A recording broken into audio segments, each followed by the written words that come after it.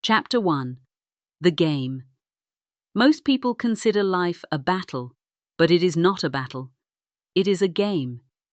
It is a game, however, which cannot be played successfully without the knowledge of spiritual law, and the Old and New Testaments give the rules of the game with wonderful clearness.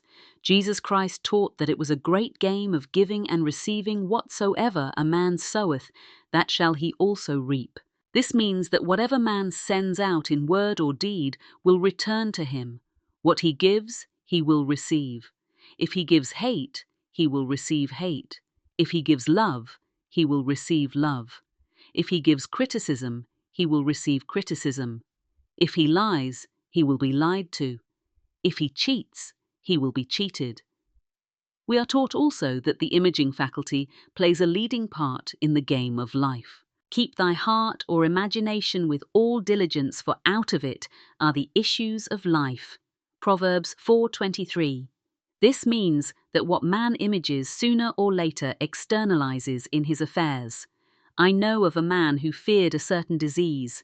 It was a very rare disease and difficult to get, but he pictured it continually and read about it until it manifested in his body, and he died the victim of distorted imagination. So we see, to play successfully the game of life, we must train the imaging faculty. A person with an imaging faculty, trained to image only good, brings into his life every righteous desire of his heart, health, wealth, love, friends, perfect self-expression, his highest ideals. The imagination has been called the scissors of the mind, and it is ever cutting, cutting. Day by day, the pictures man sees there, and sooner or later, he meets his own creations in his outer world. To train the imagination successfully, man must understand the workings of his mind. The Greek said, "Know thyself." There are three departments of the mind: the subconscious, conscious, and superconscious. The subconscious is simply power without direction. It is like steam or electricity, and it does what it is directed to do. It has no power of induction. Whatever man feels deeply or images clearly is impressed upon the subconscious mind and carried out in minute detail. For example, a woman I know, when a child always made, believed she was a widow. She dressed up in black clothes and wore a long black veil, and people thought she was very clever and amusing. She grew up and married a man with whom she was deeply in love. In a short time, he died, and she wore black and a sweeping veil.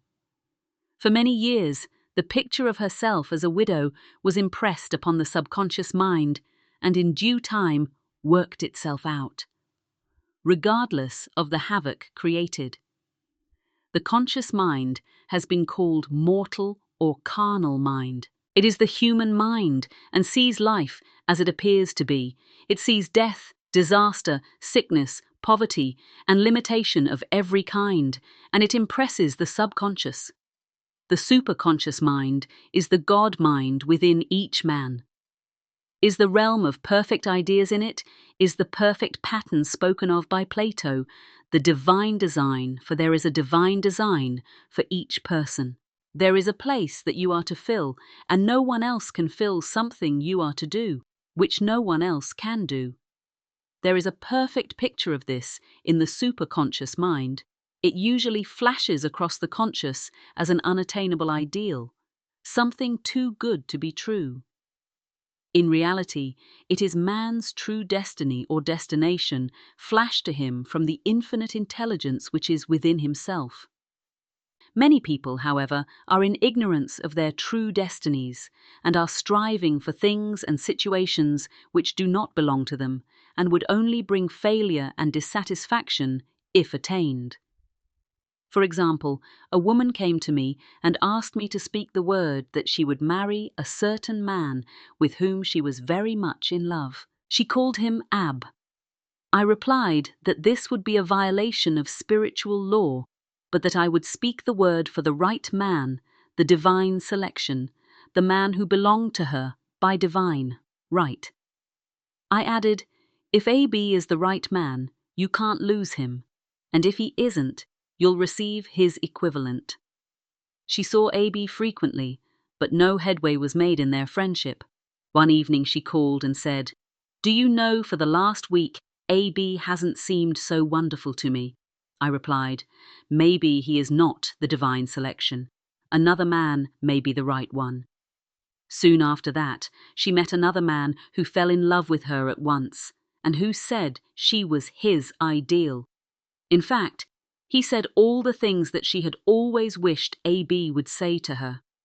She remarked it was quite uncanny. She soon returned his love and lost all interest. In AB, this shows the law of substitution. A right idea was substituted for a wrong one. Therefore, there was no loss or sacrifice involved. Jesus Christ said, "Seek ye first the kingdom of God and his righteousness, and all these things shall be added unto you." And he said, the kingdom was within man. The kingdom is the realm of right ideas, or the divine pattern. Jesus Christ taught that man's words played a leading part in the game of life. By your words ye are justified, and by your words ye are condemned. Many people have brought disaster into their lives through idle words. For example, a woman once asked me why her life was now one of poverty of limitation. Formerly, she had a home, was surrounded by beautiful things, and had plenty of money. We found she had often tired of the management of her home, and had said repeatedly, "I'm sick and tired of things. I wish I lived in a trunk." And she added, "Today I am living in that trunk." She had spoken herself into a trunk. The subconscious mind has no sense of humor, and people often joke themselves into unhappy experiences. For example, a woman who had a great deal of money joked continually about getting ready for the poorhouse. In a few years, she was almost destitute, having impressed the subconscious mind with a picture of lack and limitation. Fortunately, the law works both ways, and a situation of lack may be changed to one of plenty. For example, a woman came to me one hot summer's day for a treatment for prosperity. She was worn out, dejected, and discouraged. She said she possessed just $8 in the world. I said, "Good will bless the $8 and multiply them as Jesus Christ multiplied the loaves and the fishes." For he taught that every man had the power to bless and to multiply, to heal and to prosper. She said, "What shall I do next?" I replied, "Follow intuition. Have you a hunch to do anything or to go anywhere?" Intuition means intuition, or to be taught from within. It is man's unerring guide, and I will deal more fully with its laws. In a following chapter, the woman replied, "I don't know. I seem to have a hunch to go home. I've just enough money for car fare." Her home was in a distant city and was one of lack and limitation, and the reasoning mind or intellect would have said, "Stay in New York and get work and make some money." I replied, "Then go home. Never violate a hunch." I spoke the following words: "For her infinite spirit, open the way for great abundance. She is an irresistible magnet for all that belongs to her by divine right." I told her to repeat it continually. Also, she left for home immediately. In calling on a woman one day, she linked up with an old friend of her family. Through this friend, she received thousands of dollars in a most miraculous way. She has said to me, "Often tell people about the woman who came to you with $8 and a hunch. There is always plenty on man's pathway, but it can only be brought into manifestation through desire, faith, or the spoken word." Jesus Christ brought out clearly that man must make the first move. Ask, and it shall be given. You seek, and ye shall find. Knock, and it shall be opened unto you. Matthew 7. 7.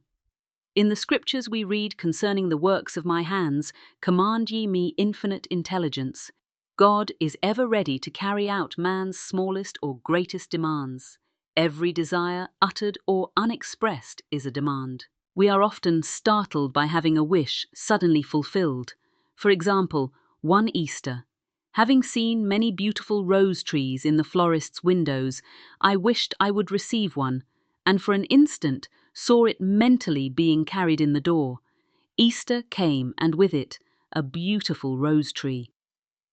I thanked my friend the following day and told her it was just what I had wanted. She replied, "I didn't send you a rose tree, I sent you lilies."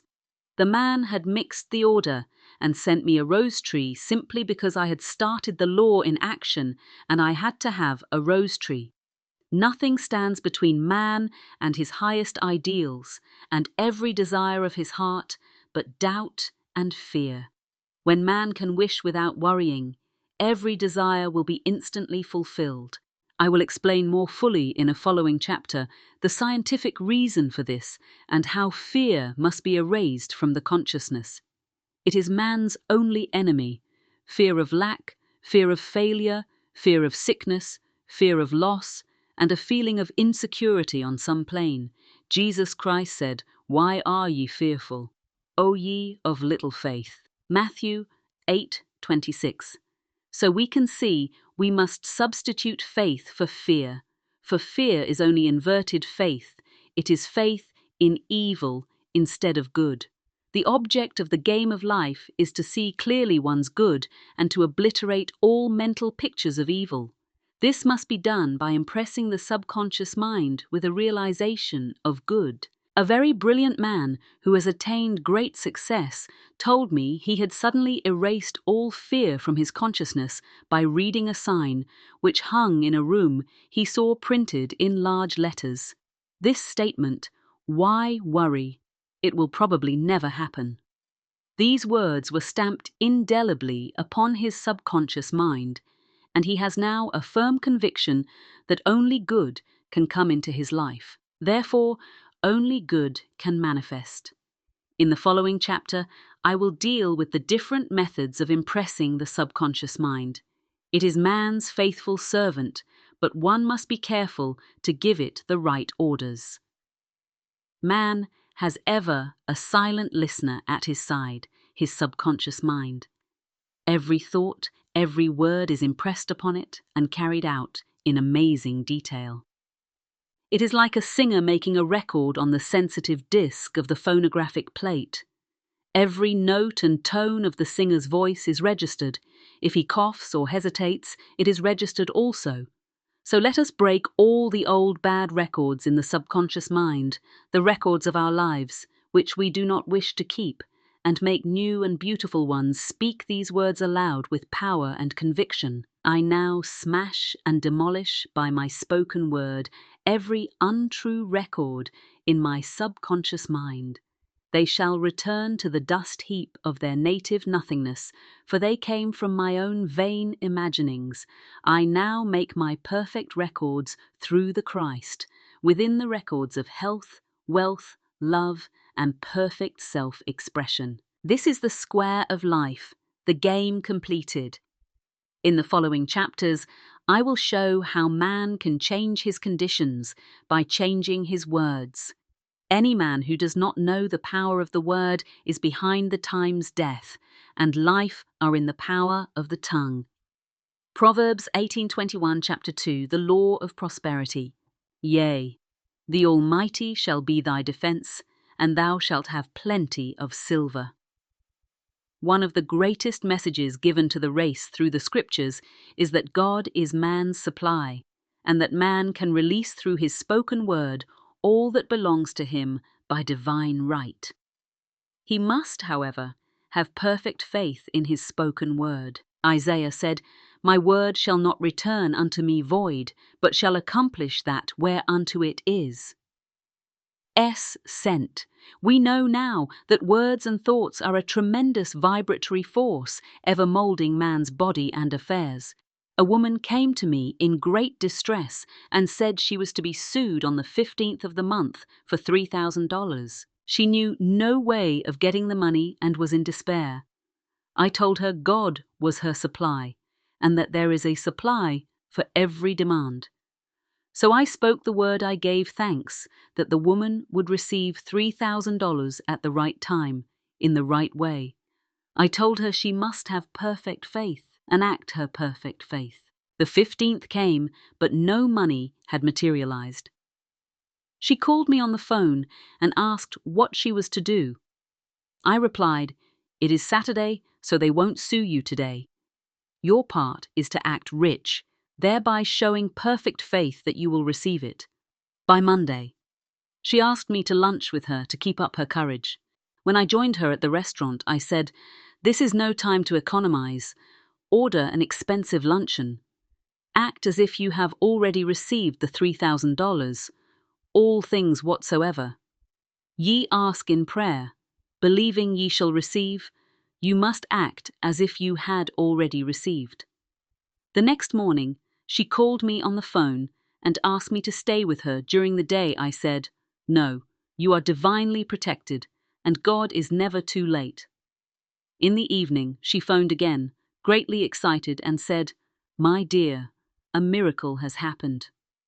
I was sitting in my room this morning when the doorbell rang. I said to the maid, 'Don't let anyone in.' The maid, however, looked out the window and said, 'It's your cousin with the long white beard.' So I said, 'Call him back. I would like to see him.' He was just turning the corner when he heard the maid's voice, and he came back. He talked for about an hour, and just as he was leaving, he said, 'Oh, by the way, how are finances?' I told him I needed the money, and he said, 'Why, my dear, I will give you $3,000 the first of the month.' I didn't like to tell him I was going to be sued. What shall I do? I won't receive it till the first of the month, and I must have it tomorrow. I said, 'I'll keep on trading.' I said, 'Spirit is never too late. I give thanks. She has received the money on the invisible plane, and that it manifests on time.' The next morning, her cousin called her up and said, 'Come to my office this morning, and I will give you the money.' That afternoon, she had $3,000 to her credit in the bank and wrote checks as rapidly as her excitement would permit. If one asks for success and prepares for failure, he will get the situation he has prepared for. For example, a man came to me asking me to speak the word that a certain debt would be wiped out. I found he spent his time planning what he would say to the man when he did not pay his bill, thereby neutralizing my words. He should have seen himself paying the debt. We have a wonderful illustration of this in the Bible relating to the 3 kings who were in the desert without water for their men and horses. They consulted the prophet Elisha, who gave them this astonishing message, "Thus saith the Lord, ye shall not see wind, neither shall ye see rain, yet make this valley full of ditches." Man must prepare for the thing he has asked for when there isn't the slightest sign of it in sight. For example, a woman found it necessary to look for an apartment during the year when there was a great shortage of apartments in New York. It was considered almost an impossibility, and her friends were sorry for her and said, "Isn't it too bad you'll have to store your furniture and live in a hotel?" She replied, "You needn't feel sorry for me. I'm a Superman, and I'll get an apartment." She spoke the words. Infinite Spirit opened the way for the right apartment. She knew there was a supply for every demand, and that she was unconditioned working on the spiritual plane, and that one with God is a majority. She had contemplated buying new blankets, when the tempter, the adverse thought or reasoning mind, suggested, "Don't buy the blankets. Perhaps, after all, you won't get an apartment and you will have no use for them." She promptly replied to herself, "I'll dig my ditches by buying the blankets." So she prepared for the apartment, acted as though she already had it. She found one in a miraculous way, and it was given to her. Although there were over 200 other applicants, the blankets showed active faith. It is needless to say that the ditches dug by the 3 kings in the desert were filled to overflowing. Read 2 Kings. Getting into the spiritual swing of things is no easy matter for the average person. The adverse thoughts of doubt and fear surge from the subconscious. They are the army of the aliens, which must be put to flight. This explains why it is so often darkest before the dawn. A big demonstration is usually preceded by tormenting thoughts. having made a statement of high spiritual truth. One challenges the old beliefs in the subconscious, and error is exposed to be put out. This is the time when one must make his affirmations of truth repeatedly and rejoice and give thanks that he has already received. Before ye call, I shall answer. This means that every good and perfect gift is already man's awaiting. His recognition man can only receive what he sees himself receiving. The children of Israel were told that they could have all the land they could see. This is true of every man. He has only the land within his own mental vision. Every great work, every big accomplishment has been brought into manifestation through holding to the vision, and often just before the big achievement comes apparent failure and discouragement. The children of Israel, when they reached the promised land, were afraid to go in for. They said it was filled with giants who made them feel like grasshoppers, and there we saw the giants, and we were in our own sight as grasshoppers. This is almost every man's experience. However, the one who knows spiritual law is undisturbed by appearance and rejoices while he is yet in captivity. That is, he holds to his vision and gives thanks that the end is accomplished. He has received. Jesus Christ gave a wonderful example of this. He said to his disciples, saying, Not ye, there are yet 4 months, and then cometh the harvest.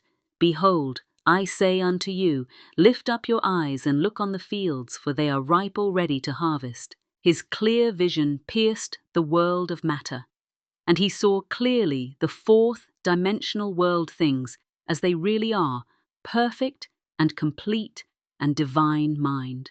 So man must ever hold the vision of his journey's end and demand the manifestation of that which he has already received. It may be his perfect health, love, supply, self-expression, home, or friends.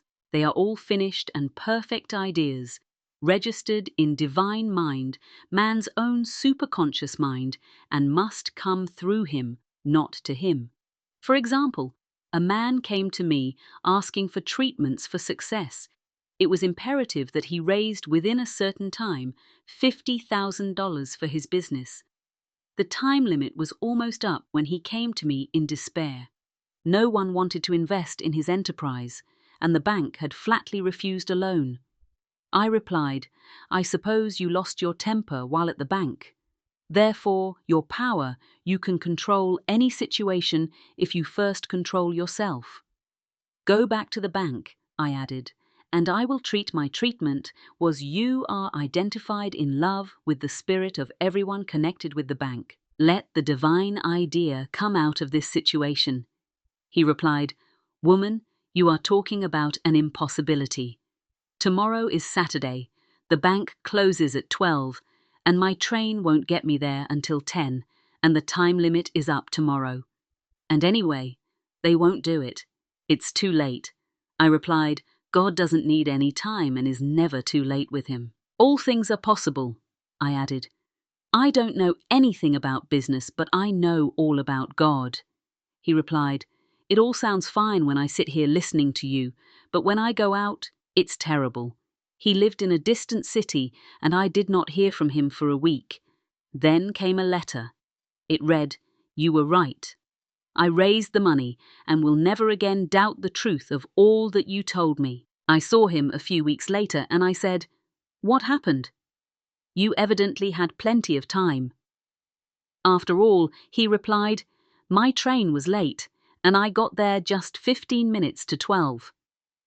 I walked into the bank quietly and said, I have come for the loan, and they gave it to me without a question. It was the last 15 minutes of the time allotted to him. An infinite spirit was not too late. In this instance, the man could never have demonstrated alone. He needed someone to help him hold to the vision. This is what one man can do for another. Jesus Christ knew the truth of this when he said, If 2 of you shall agree on earth as touching anything that they shall ask, it shall be done for them of my Father, which is in heaven. One gets too close to his own affairs and becomes doubtful and fearful. The friend or healer sees clearly the success, health, or prosperity and never wavers. Because he is not close to the situation, it is much easier to demonstrate for someone else than for oneself. So a person should not hesitate to ask for help if he feels himself wavering. A keen observer of life once said, "No man can fail if some one person sees him successful." Such is the power of the vision, and many a great man has owed his success to a wife or sister or a friend who believed in him and held without wavering to the perfect pattern. Chapter 3. The Power of the Word. By thy words thou shalt be justified, and by thy words thou shalt be condemned. A person knowing the power of the word becomes very careful of his conversation. He has only to watch the reaction of his words, to know that they do not return void through his spoken word.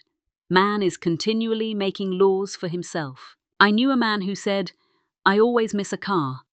It invariably pulls out just as I arrive." His daughter said, "I always catch a car. It's sure to come just as I get there." This occurred for years.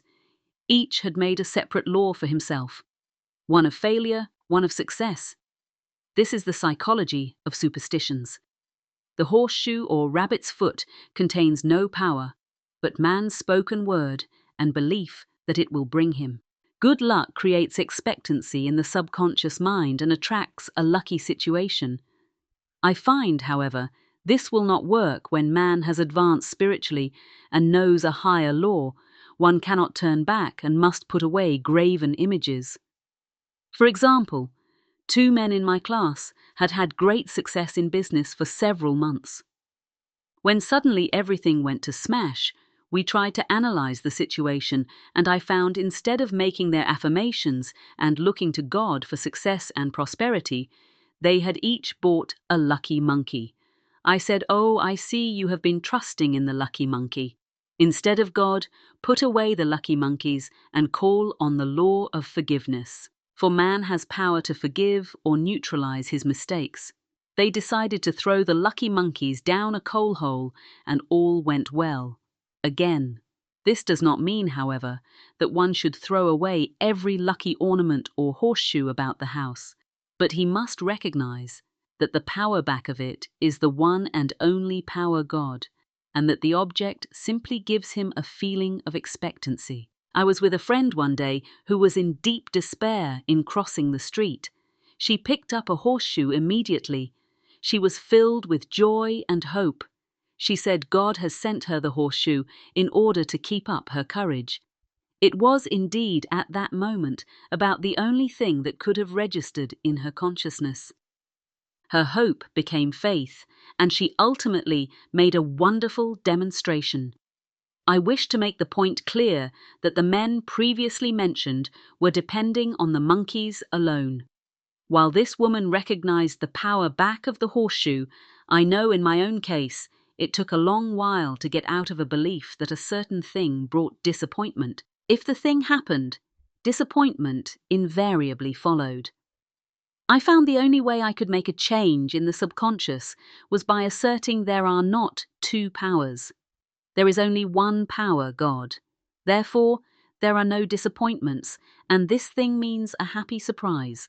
I noticed a change at once, and happy surprises commenced coming my way. I have a friend who said nothing could induce her to walk under a ladder. I said, "If you are afraid, you are giving in to a belief in 2 powers, good and evil, instead of one, as God is absolute. There can be no opposing power unless man makes the false of evil for himself to show you believe in only one power God, and that there is no power or reality in evil. Walk under the next ladder." You see, soon after she went to her bank, she wished to open her box in the safety deposit vault, and there stood a ladder on her pathway. It was impossible to reach the box without passing under the ladder. She quailed with fear and turned back. She could not face the lion on her pathway. However, when she reached the street, my words rang in her ears, and she decided to return and walk under it. It was a big moment in her life, for ladders had held her in bondage for years. She retraced her steps to the vault, and the ladder was no longer there. This so often happens. If one is willing to do a thing he is afraid to do, he does not have to. It is the law of non-resistance, which is so little understood. Someone has said that courage contains genius and magic. Face a situation fearlessly, and there is no situation to face. It falls away of its own weight. The explanation is that fear attracted the ladder on the woman's pathway, and fearlessness removed it. Thus, the invisible forces are ever working for man, who is always pulling the strings himself, though he does not know it. Owing to the vibratory power of words, whatever man voices, he begins to attract. People who continually speak of disease invariably attracted. After man knows the truth, he cannot be too careful of his words. For example, I have a friend who often says on the phone, "Do come to see me and have a fine old-fashioned chat." This old-fashioned chat means an hour of about 500 to 1,000 destructive words, the principal topics being loss, lack, failure, and sickness. I reply, "No, I thank you. I've had enough old-fashioned chats in my life. They are too expensive, but I will be glad to have a new-fashioned chat and talk about what we want, not what we don't want." There is an old saying that man only dares use his words for 3 purposes: to heal, bless, or prosper. What man says of others will be said of him and what he wishes for. Another, he is wishing for himself, curses like chickens come home to roost. If a man wishes someone bad luck, he's sure to attract bad luck himself. If he wishes to aid someone to success, he is wishing and aiding himself to success. The body may be renewed and transformed through the spoken word and clear vision, and disease be completely wiped out of the consciousness. The metaphysician knows that all disease has a mental correspondence, and in order to heal the body, one must first heal the soul. The soul is the subconscious mind, and it must be saved from wrong thinking. In the 23rd Psalm we read, "He restoreth my soul." This means that the subconscious mind or soul must be restored with the right ideas. And the mystical marriage is the marriage of the soul and the spirit, or the subconscious and superconscious mind. They must be one. When the subconscious is flooded with the perfect ideas of the super subconscious, God and man are one. I and the Father are one that is. He is one with the realm of perfect ideas. He is the man made in God's likeness and image, imagination, and has given power and dominion over all created things, his mind, body, and affairs. It is safe to say that all sickness and unhappiness come from the violation of the law of love. A new commandment I give unto you, love one another. And in the game of life, love or goodwill takes every trick. For example, a woman I know had for years an appearance of a terrible skin disease. The doctors told her it was incurable, and she was in despair. She was on the stage, and she feared she would soon have to give up her profession, and she had no other means of support. She, however, procured a good engagement, and on the opening night made a great hit. She received flattering notices from the critics and was joyful and elated. The next day she received a notice of dismissal. A man in the cast had been jealous of her success and had caused her to be sent away. She felt hatred and resentment taking complete possession of her, and she cried out, "Oh God, don't let me hate that man." That night she worked for hours in the silence. She said, "I soon came into a very deep silence. I seemed to be at peace with myself, with a man, and with the whole world. I continued this for 2 following nights, and on the 3rd day I found I was healed completely of the skin disease in asking for love or goodwill. She had fulfilled the law for love as the fulfilling of the law, and the disease, which came from subconscious resentment, was wiped out."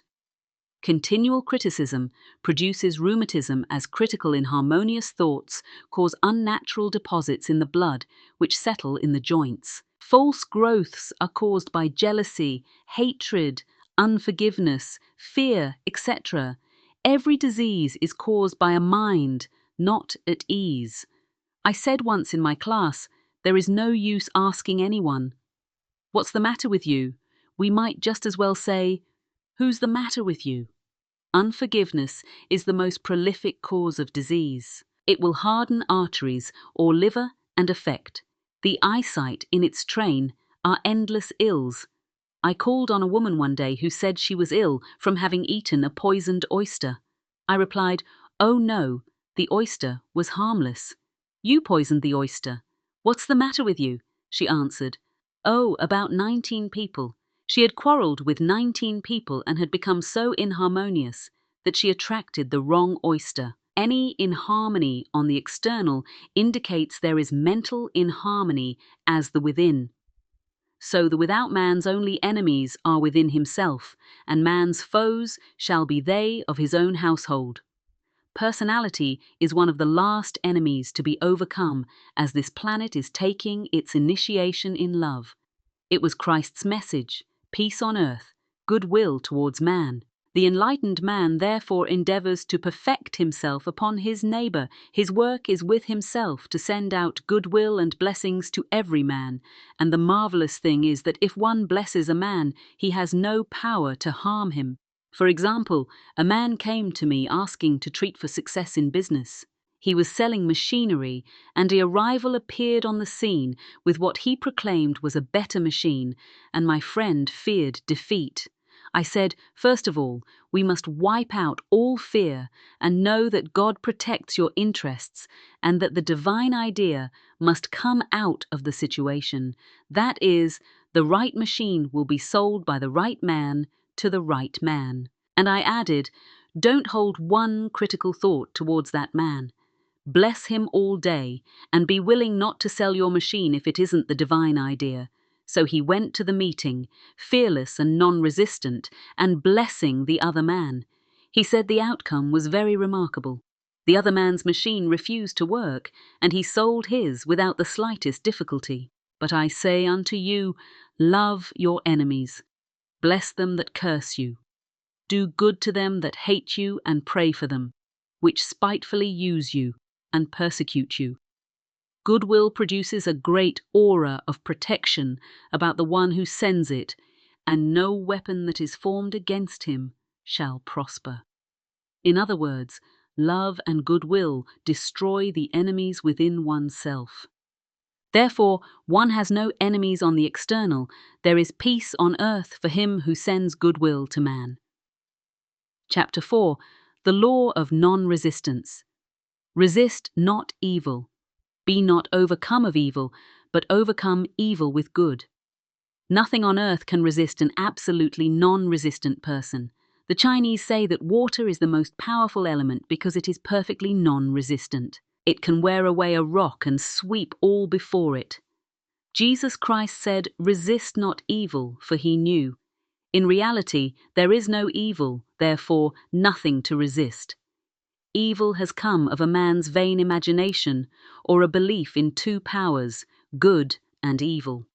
There is an old legend that Adam and Eve ate of Maya, the tree of illusion, and saw two powers instead of one power, God. Therefore, evil is a false law man has made for himself through sarcoma or soul sleep. Soul sleep means that man's soul has been hypnotized by the race, belief of sin, sickness and death, etc., which is carnal or mortal thought, and his affairs have outpictured his illusions. We have read in a preceding chapter that man's soul is his subconscious mind, and whatever he feels deeply good or bad is outpictured by that faithful servant. His body and affairs show forth what he has been picturing. The sick man has pictured sickness, the poor man, poverty, the rich man, wealth. People often say, why does a little child attract illness when it is too young even to know what it means? I answer that children are sensitive and receptive to the thoughts of others about them and often outpicture the fears of their parents. I heard a metaphysician once say, if you do not run your subconscious mind yourself, someone else will run it for you. Mothers often unconsciously attract illness and disaster to their children by continually holding them in thoughts of fear and watching for symptoms. For example, a friend asked a woman if her little girl had had the measles. She replied promptly, "Not yet." This implied that she was expecting the illness and therefore preparing the way for what she did not want for herself and child. However, the man who is centered and established and right-thinking, the man who sends out only goodwill to his fellow man, and who is without fear, cannot be touched or influenced by the negative thoughts of others. In fact, he could then receive only good thoughts, as he himself sends forth only good thoughts. Resistance is hell, for it places man in a state of torment. A metaphysician once gave me a wonderful recipe for taking every trick in the game of life. It is the acme of non-resistance. He gave it in this way. At one time in my life, I baptized children, and of course, they had many names. Now I no longer baptize children, but I baptize events, but I give every event the same name. If I have a failure, I baptize its success in the name of the Father and of the Son and of the Holy Ghost. In this, we see the great law of transmutation founded on non-resistance through his spoken word. Every failure was transmuted into success. For example, a woman who required money and who knew the spiritual law of opulence was thrown continually in a business way with a man who made her feel very poor. He talked lack and limitation, and she commenced to catch his poverty thoughts. So she disliked him and blamed him for her failure. She knew, in order to demonstrate her supply, she must first feel that she had received a feeling of opulence must precede its manifestation. It dawned upon her one day that she was resisting the situation and seeing two powers instead of one. So she blessed the man and baptized the situation. Success. She affirmed, as there is only one power, God, this man is here for my good and my prosperity. Just what he did not seem to be there. For soon after that, she met through this man, a woman who gave her for a service, rendered several $1,000s, and the man moved to a distant city and faded harmoniously from her life. Make the statement, every man is a golden link in the chain of my good for all men. Our God in manifestation, awaiting the opportunity given by man himself to serve the divine plan of his life. Bless your enemy, and you rob him of his ammunition. His arrows will be transmuted into blessings. This law is true of nations as well as individuals. Bless a nation. Send love and goodwill to every inhabitant, and it is robbed of its power to harm. Man can only get the right idea of non-resistance through spiritual understanding. My students have often said, "I don't want to be a doormat." I reply, when you use non-resistance with wisdom, no one will ever be able to walk over you. Another example. One day, I was impatiently awaiting an important telephone call. I resisted every call that came in and made no outgoing calls myself, reasoning that it might interfere with the one I was awaiting. Instead of saying divine ideas never conflict, the call will come at the right time, leaving it to infinite intelligence to arrange, I commenced to manage things myself. I made the battle mine, not God's, and remained tense and anxious. The bell did not ring for about an hour. I glanced at the phone and found the receiver had been off that length of time, and the phone was disconnected. My anxiety, fear, and belief in interference had brought on a total eclipse of the telephone. Realizing what I had done, I commenced blessing the situation at once. I baptized its success and affirmed I cannot lose any call that belongs to me by divine right. I am under grace and not under law. A friend rushed out to the nearest telephone to notify the company to reconnect. She entered a crowded grocery, but the proprietor left his customers and attended to the call himself. My phone was connected at once, and 2 minutes later I received a very important call, and about an hour afterward the one I had been awaiting. Once ships come in over a calm sea, so long as man resists a situation, he will have it with him. If he runs away from it, it will run after him. For example, I repeated this to a woman one day, and she replied how true that is. I was unhappy at home. I disliked my mother, who was critical and domineering, so I ran away and was married, but I married my mother, for my husband was exactly like my mother, and I had the same situation to face again. Agree with thine adversary quickly. That means agree that the adverse situation is good, be undisturbed by it, and it falls away of its own weight. None of these things move me is a wonderful affirmation. The inharmonious situation comes from some inharmony within man himself. When there is in him no emotional response to an inharmonious situation, it fades away forever from his pathway. So we see man's work is ever with himself. People have said to me, "Give treatments to change my husband or my brother." I replied, "No, I will give treatments to change you when you change your husband, and your brother will change." One of my students was in the habit of lying. I told her it was a failure method, and if she lied, she would be lied to. She replied, "I don't care. I can't possibly get along without lying." One day she was speaking on the phone to a man with whom she was very much in love. She turned to me and said, "I don't trust him. I know he's lying to me." I replied, "Well, you lie yourself, so someone has to lie to you, and you will be sure it will be just the person you want the truth from." Some time after that, I saw her, and she said, "I'm cured of lying."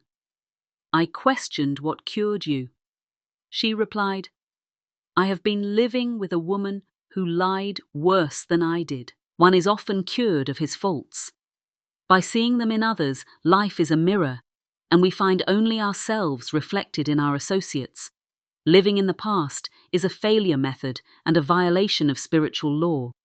Jesus Christ said, "Behold, now is the accepted time. Now is the day of salvation." Lot's wife looked back and was turned into a pillar of salt. The robbers of time are the past, and the future man should bless the past and forget it if it keeps him in bondage, and bless the future, knowing it has in store for him endless joys, but live fully in the now. For example, a woman came to me complaining that she had no money with which to buy Christmas gifts. She said last year was so different. I had plenty of money and gave lovely presents, and this year I have scarcely a cent. I replied, "You will never demonstrate money while you are pathetic and live in the past. Live fully in the now and get ready to give Christmas presents. Dig your ditches and the money will come." She exclaimed, "I know what to do. I will buy some tinsel twine, Christmas seals and wrapping paper." I replied, "Do that, and the presents will come and stick themselves to the Christmas seals." This too was showing financial fearlessness and faith in God. As the reasoning mind said, "Keep every cent you have, as you are not sure you will get any more." She bought the seals, paper, in twine, and a few days before Christmas received a gift of several $100s. Buying the seals and twine had impressed the subconscious with expectancy and opened the way for the manifestation of the money she purchased all the presents. In plenty of time, man must live suspended in the moment. Look well. Therefore, to this day, such is the salutation of the dawn. He must be spiritually alert, ever awaiting his leads, taking advantage of every opportunity. One day I said, continually, silently, "Infinite Spirit, don't let me miss a trick." And something very important was told to me that evening. It is most necessary to begin the day with right words. Make an affirmation immediately upon waking. For example, "Thy will be done this day. Today is a day of completion. I give thanks for this perfect day. Miracle shall follow. Miracle and wonders shall never cease. Make this a habit, and one will see wonders and miracles come into life." One morning, I picked up a book and read, "Look with wonder at that which is before you." It seemed to be my message for the day, so I repeated again and again, "Look with wonder at that which is before you." At about noon, a large sum of money was given me, which I had been desiring for a certain purpose. In a following chapter, I will give affirmations that I have found most effective. However, one should never use an affirmation unless it is absolutely satisfying and convincing to his own consciousness. And often, an affirmative is changed to suit different people. For example, the following has brought success to many. "I have a wonderful work in a wonderful way. I give wonderful service for wonderful pay." I gave the first 2 lines to one of my students, and she added the last 2. It made a most powerful statement, as there should always be perfect payment for perfect service, and a rhyme sinks easily into the subconscious. She went about singing it aloud, and soon did receive wonderful work in a wonderful way, and gave wonderful service for wonderful pay. Another student, a businessman, took it and changed the word work to business. He repeated, "I have a wonderful business in a wonderful way, and I give wonderful service for wonderful pay." That afternoon, he made a $41,000 deal. Though there had been no activity in his affairs for months, every affirmation must be carefully worded and completely cover the ground. For example, I knew a woman who was in great need and made a demand for work. She received a great deal of work but was never paid anything. She now knows to add wonderful service for wonderful pay. It is man's divine right to have plenty more than enough. His barns should be full and his cup should flow over. This is God's idea for man, and when man breaks down the barriers of lack in his own consciousness, the golden age will be his, and every righteous desire of his heart fulfilled. Chapter 5, The Law of Karma and the Law of Forgiveness. Man receives only that which he gives. The game of life is a game of boomerangs. Man's thoughts, deeds, and words return to him sooner or later with astounding accuracy. This is the law of karma, which is Sanskrit for "come back whatsoever a man soth, that shall he also reap." For example, a friend told me this story of herself, illustrating the law. She said, "I make all my karma on my aunt. Whatever I say to her, someone says to me. I am often irritable at home, and one day said to my aunt, who was talking to me during dinner, 'No more talk. I wish to eat in peace.' The following day I was lunching with a woman with whom I wished to make a great impression. I was talking animatedly when she said, 'No more talk. I wish to eat in peace.' My friend is high in consciousness, so her karma returns much more quickly than to one on the mental plane. The more man knows, the more he is responsible for. And a person with a knowledge of spiritual law which he does not practice suffers greatly in consequence, the fear of the Lord. Law is the beginning of wisdom.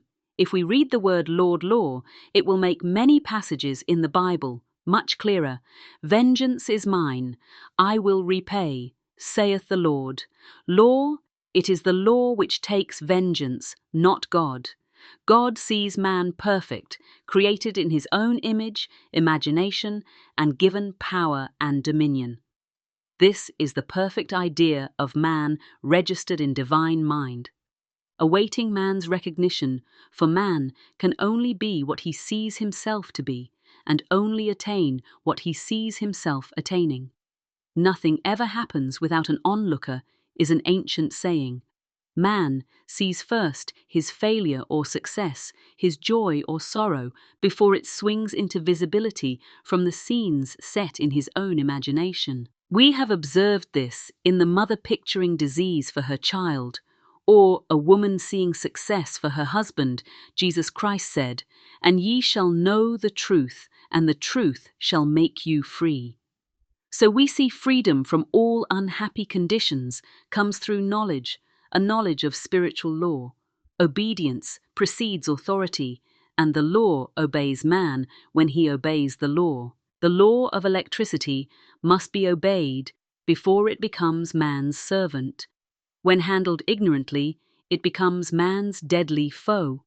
So with the laws of mind, for example, a woman with a strong personal will wished she owned a house which belonged to an acquaintance, and she often made mental pictures of herself living in the house. In the course of time, the man died, and she moved into the house. Several years afterwards, coming into the knowledge of spiritual law, she said to me, "Do you think I had anything to do with that man's death?" I replied, "Yes, your desire was so strong. Everything made way for it, but you paid your karmic debt. Your husband, whom you loved, devotedly died soon after, and the house was a white elephant on your hands for years." The original owner, however, could not have been affected by her thoughts had he been positive in the truth, nor her husband, but they were both under karmic law.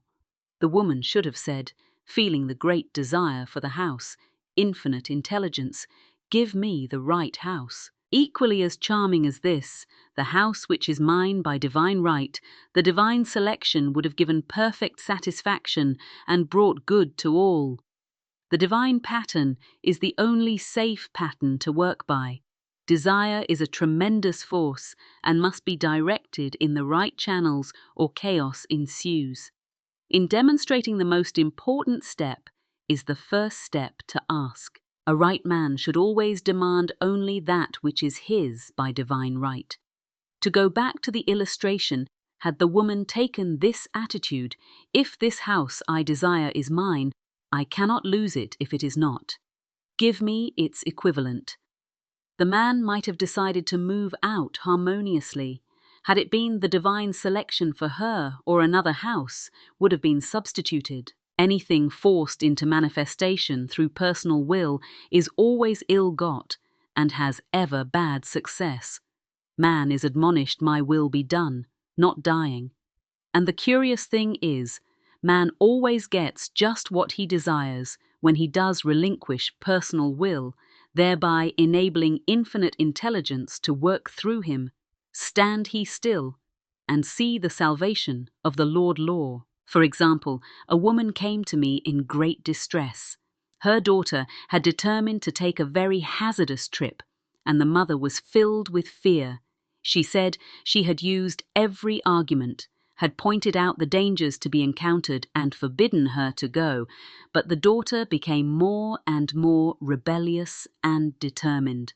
I said to the mother, "You are forcing your personal will upon your daughter, which you have no right to do, and your fear of the trip is only attracting it for man. Attracts what he fears," I added. "Let go and take your mental hands off. Put it in God's hands and use this statement: I put this situation in the hands of infinite love and wisdom. If this trip is the divine plan, I bless it and no longer resist.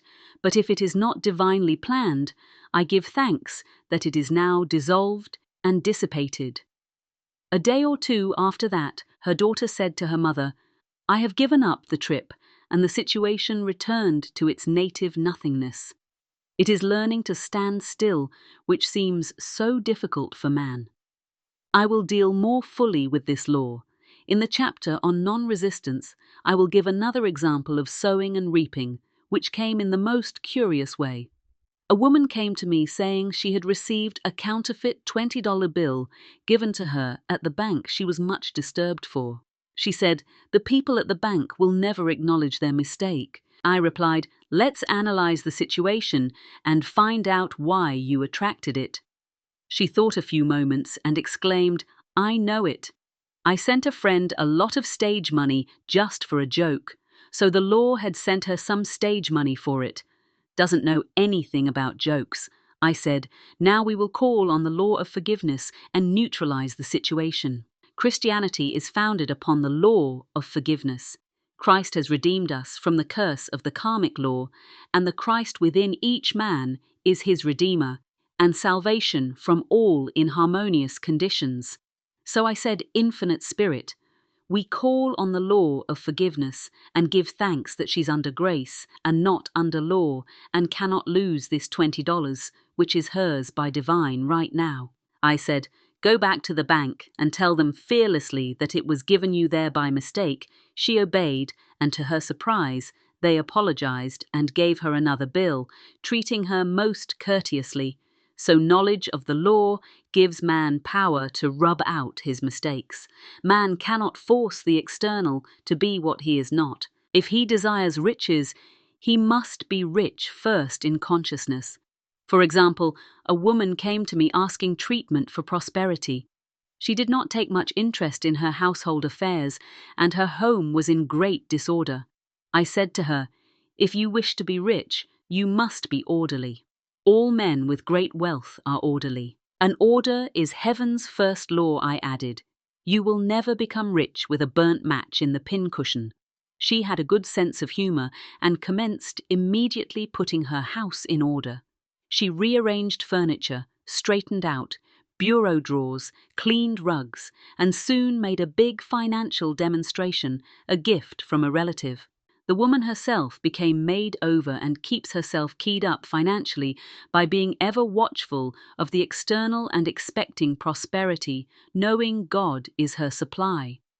Many people are in ignorance of the fact that gifts and things are investments and that hoarding and saving invariably leads to loss. There is that scattereth and yet reeth, and there is that withholdeth more than his meat, but it teth to poverty.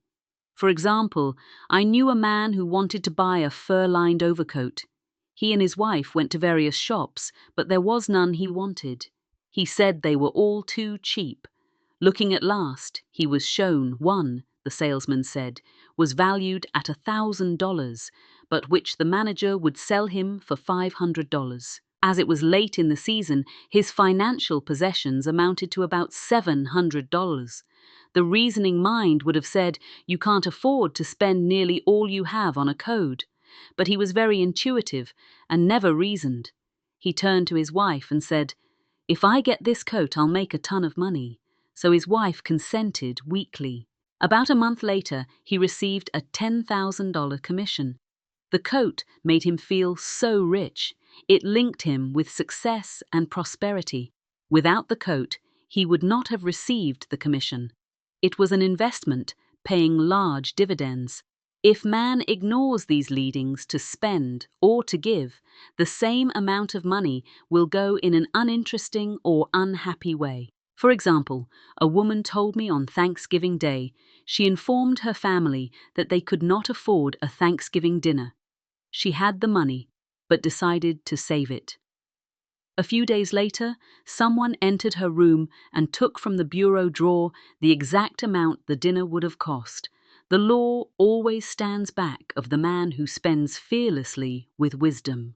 For example, one of my students was shopping with her little nephew. The child clamored for a toy, which she told him she could not afford to buy. She realized suddenly that she was seeking lack and not recognizing God as her supply. So she bought the toy, and on her way home, picked up in the street the exact amount of money she had paid for it. Man's supply is inexhaustible and unfailing when fully trusted, but faith or trust must precede the demonstration according to your faith, be it unto you. Faith is the substance of things hoped for. The evidence of things not seen for faith holds the vision steady, and the adverse pictures are dissolved and dissipated. And in due season we shall reap if we faint not. Jesus Christ brought the good news, the gospel, that there was a higher law than the law of karma, and that law transcends the law of karma. It is the law of grace or forgiveness. It is the law which frees man from the law of cause and effect, the law of consequence, under grace and not under law. We are told that on this plane, man reaps. Where he has not sown, the gifts of God are simply poured out upon him. All that the kingdom affords is his. This continued state of bliss awaits the man who has overcome the race or world thought in the world, thought there is tribulation. But Jesus Christ said, "Be of good cheer. I have overcome the world." The world thought is that of sin, sickness, and death. He saw their absolute unreality and said, "Sickness and sorrow shall pass away, and death itself, the last enemy, be overcome." We know now, from a scientific standpoint, that death could be overcome by stamping the subconscious mind with the conviction of eternal youth and eternal life. The subconscious, being simply power without direction, carries out, orders without questioning, working under the direction of the superconscious, the Christ, or God within man. The resurrection of the body would be accomplished. Man would no longer throw off his body in death. It would be transformed into the body. Electric, sung by Walt Whitman for Christianity, is founded upon the forgiveness of sins and an empty tomb. Chapter 6, Casting the Burden, impressing the subconscious when man knows his own powers and the workings of his mind. His great desire is to find an easy and quick way to impress the subconscious with good. For simply an intellectual knowledge of the truth will not bring results. In my own case, I found the easiest way is in casting the burden. A metaphysician once explained it in this manner.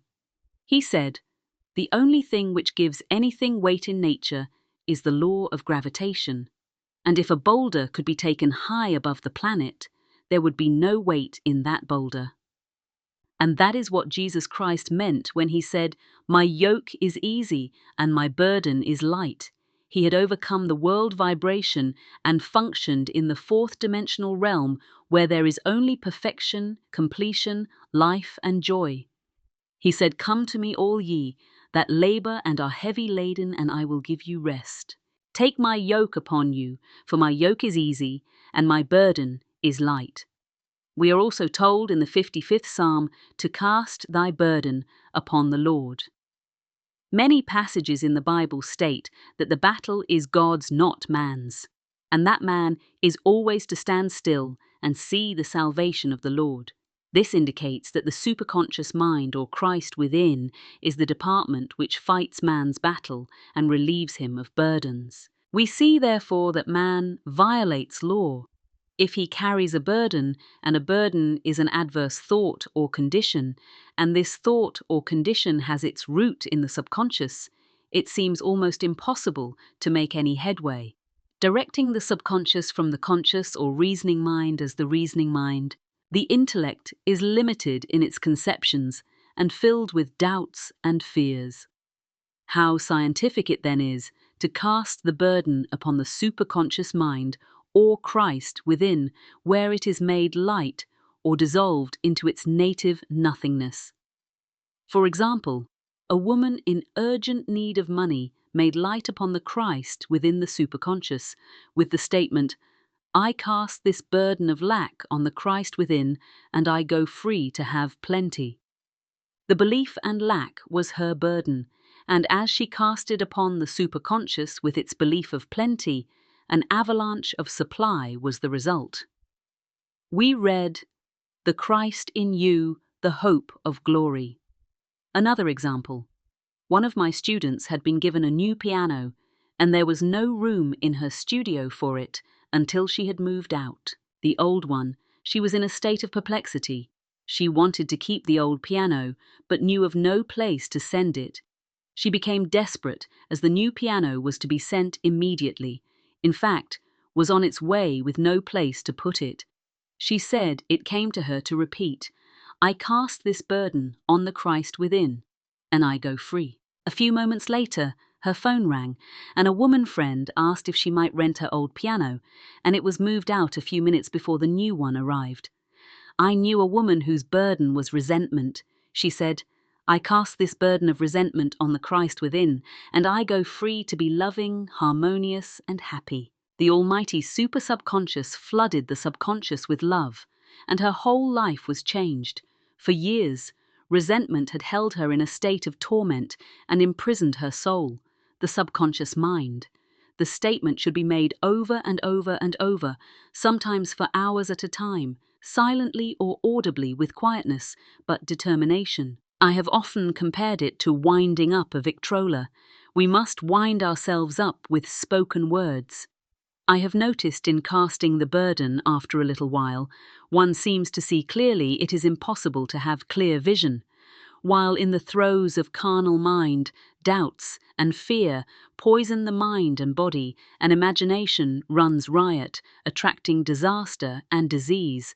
In steadily repeating the affirmation, I cast this burden on the Christ within and go free. The vision clears, and with it a feeling of relief, and sooner or later comes the manifestation of good, be it health, happiness, or supply. One of my students once asked me to explain the darkness before the dawn. I referred in a preceding chapter to the fact that often before the big demonstration, everything seems to go wrong and deep depression clouds the consciousness. It means that out of the subconscious are rising the doubts and fears of the ages. These old derelicts of the subconscious rise to the surface to be put out. It is then that man should clap his cymbals like Jehoshaphat and give thanks that he's saved. Even though he seems surrounded by the enemy, the situation of lack or disease, the student continued, "How long must one remain in the dark?" And I replied, until one can see in the dark, and casting the burden enables one to see in the dark in order to impress the subconscious. Active faith is always essential. Faith without works is dead. In these chapters, I have endeavored to bring out this point. Jesus Christ showed active faith when he commanded the multitude to sit down on the ground before he gave thanks for the loaves and the fishes. I will give another example showing how necessary this step is. In fact, active faith is the bridge over which man passes to his promised land. Through misunderstanding, a woman had been separated from her husband, whom she loved deeply. He refused all offers of reconciliation and would not communicate with her in any way. Coming into the knowledge of spiritual law, she denied the appearance of separation.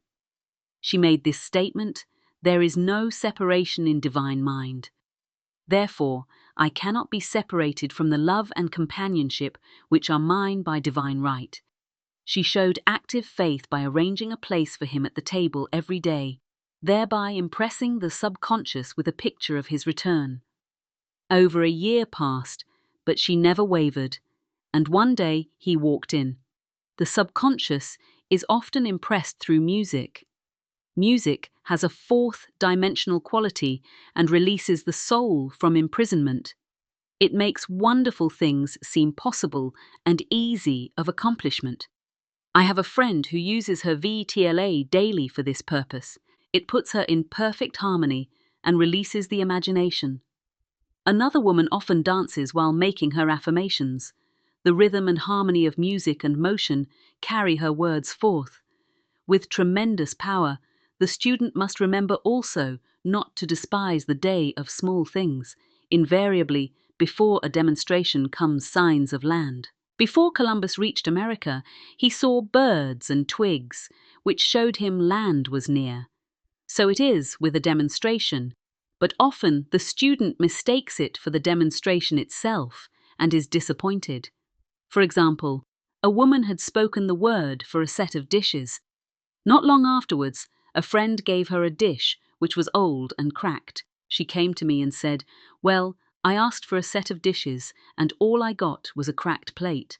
I replied, "The plate was only signs of land. It shows your dishes are coming. Look upon it as birds and seaweed." And not long afterwards, the dishes came. Continually making believe impresses the subconscious. If one makes believe he is rich and makes believe he is successful in due time, he will reap. Children are always making believe and accept, ye be converted and become. As little children, ye shall not enter the kingdom of heaven. For example, I know of a woman who was very poor, but no one could make her feel poor. She earned a small amount of money from rich friends who constantly reminded her of her poverty and to be careful and saving regardless of their admonitions. She would spend all her earnings on a hat or make someone a gift and be in a rapturous state of mind. Her thoughts were always centered on beautiful clothes and rings and things, but without envying others. She lived in the world of the wondrous, and only riches seemed real to her. Before long, she married a rich man, and the rings and things became visible. I do not know whether the man was the divine selection, but opulence had to manifest in her life as she had imaged only opulence. There is no peace or happiness for man until he has erased all fear from the subconscious. Fear is misdirected energy and must be redirected or transmuted into faith. Jesus Christ said, "Why are ye fearful? O ye of little faith! All things are possible to him that believe it." I am asked so often by my students, how can I get rid of fear? I reply by walking up to the thing you are afraid of. The lion takes its fierceness from your fear. Walk up to the lion and he will disappear, run away, and he runs after you. I have shown in previous chapters how the lion of lack disappeared when the individual spent money fearlessly showing faith that God was his supply and therefore unfailing. Many of my students have come out of the bondage of poverty and are now bountifully supplied through losing all fear of letting money go out. The subconscious is impressed with the truth that God is the giver, and the gift, therefore, as one is one with the giver, he is one with the gift. A splendid statement is, "I now thank God, the giver, for God." The gift man has so long separated himself from his good and his supply through thoughts of separation and lack that sometimes it takes dynamite to dislodge these false ideas from the subconscious, and the dynamite is a big situation. We see in the foregoing illustration how the individual was freed from his bondage by showing fearlessness. Man should watch himself hourly to detective. His motive for action is fear or faith.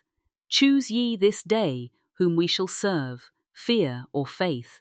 Perhaps one's fear is of personality. Then do not avoid the people feared, be willing to meet them cheerfully, and they will either prove golden links in the chain of one's good or disappear harmoniously from one's pathway. Perhaps one's fear is of disease or germs. Then one should be fearless and undisturbed in a germ-laden situation, and he would be immune. One can only contract germs while vibrating at the same rate as the germ, and fear drags men down to the level of the germ. Of course, the disease-laden germ is the product of carnal mind, as all thought must. Objectified germs do not exist in the superconscious or divine mind. Therefore, are the product of man's vein. Imagination in the twinkling of an eye, man's release will come when he realizes there is no power in evil. The material world will fade away, and the fourth dimensional world, the world of the wondrous, will swing into manifestation. And I saw a new heaven and a new earth, and there shall be no more death. Neither sorrow nor crying, neither shall there be any more pain, for the former things are passed away. Chapter 7. Love. Every man on this planet is taking his initiation in love. A new commandment I give unto you, that ye love one another. U.S. Penske states in Team that love is a cosmic phenomenon and opens to man the fourth dimensional world. The world of the wondrous real love is selfless and free from fear. It pours itself out upon the object of its affection without demanding any return. Its joy is in the joy of giving. Love is God in manifestation and the strongest magnetic force in the universe. Pure, unselfish love draws to itself its own. It does not need to seek or demand. Scarcely anyone has the faintest conception of real love.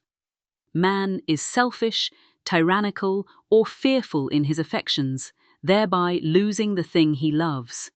Jealousy is the worst enemy of love for the imagination. Runs riot, seeing the loved one attracted to another, and invariably these fears objectify if they are not neutralized. For example, a woman came to me in deep distress. The man she loved had left her for other women and said he never intended to marry her. She was torn with jealousy and resentment and said she hopes he would suffer as he had made her suffer, and added, "How could he leave me when I loved him so much?" I replied, "You are not loving that man. You are hating him," and added, "You can never receive what you have never given. Give a perfect love, and you'll receive a perfect love. Perfect yourself on this man. Give him a perfect, unselfish love, demanding nothing in return. Do not criticize or condemn, and bless him wherever he is." She replied, "No, I won't bless him until I know where he is." Well, I said, that is not real love.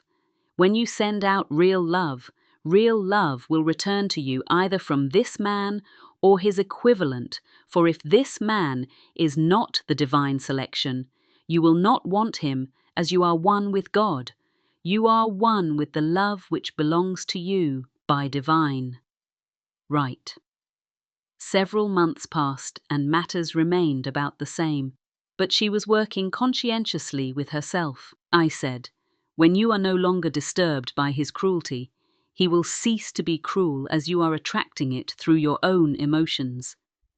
Then I told her of a brotherhood in India who never said good morning to each other. They used these words, "I salute the divinity in you."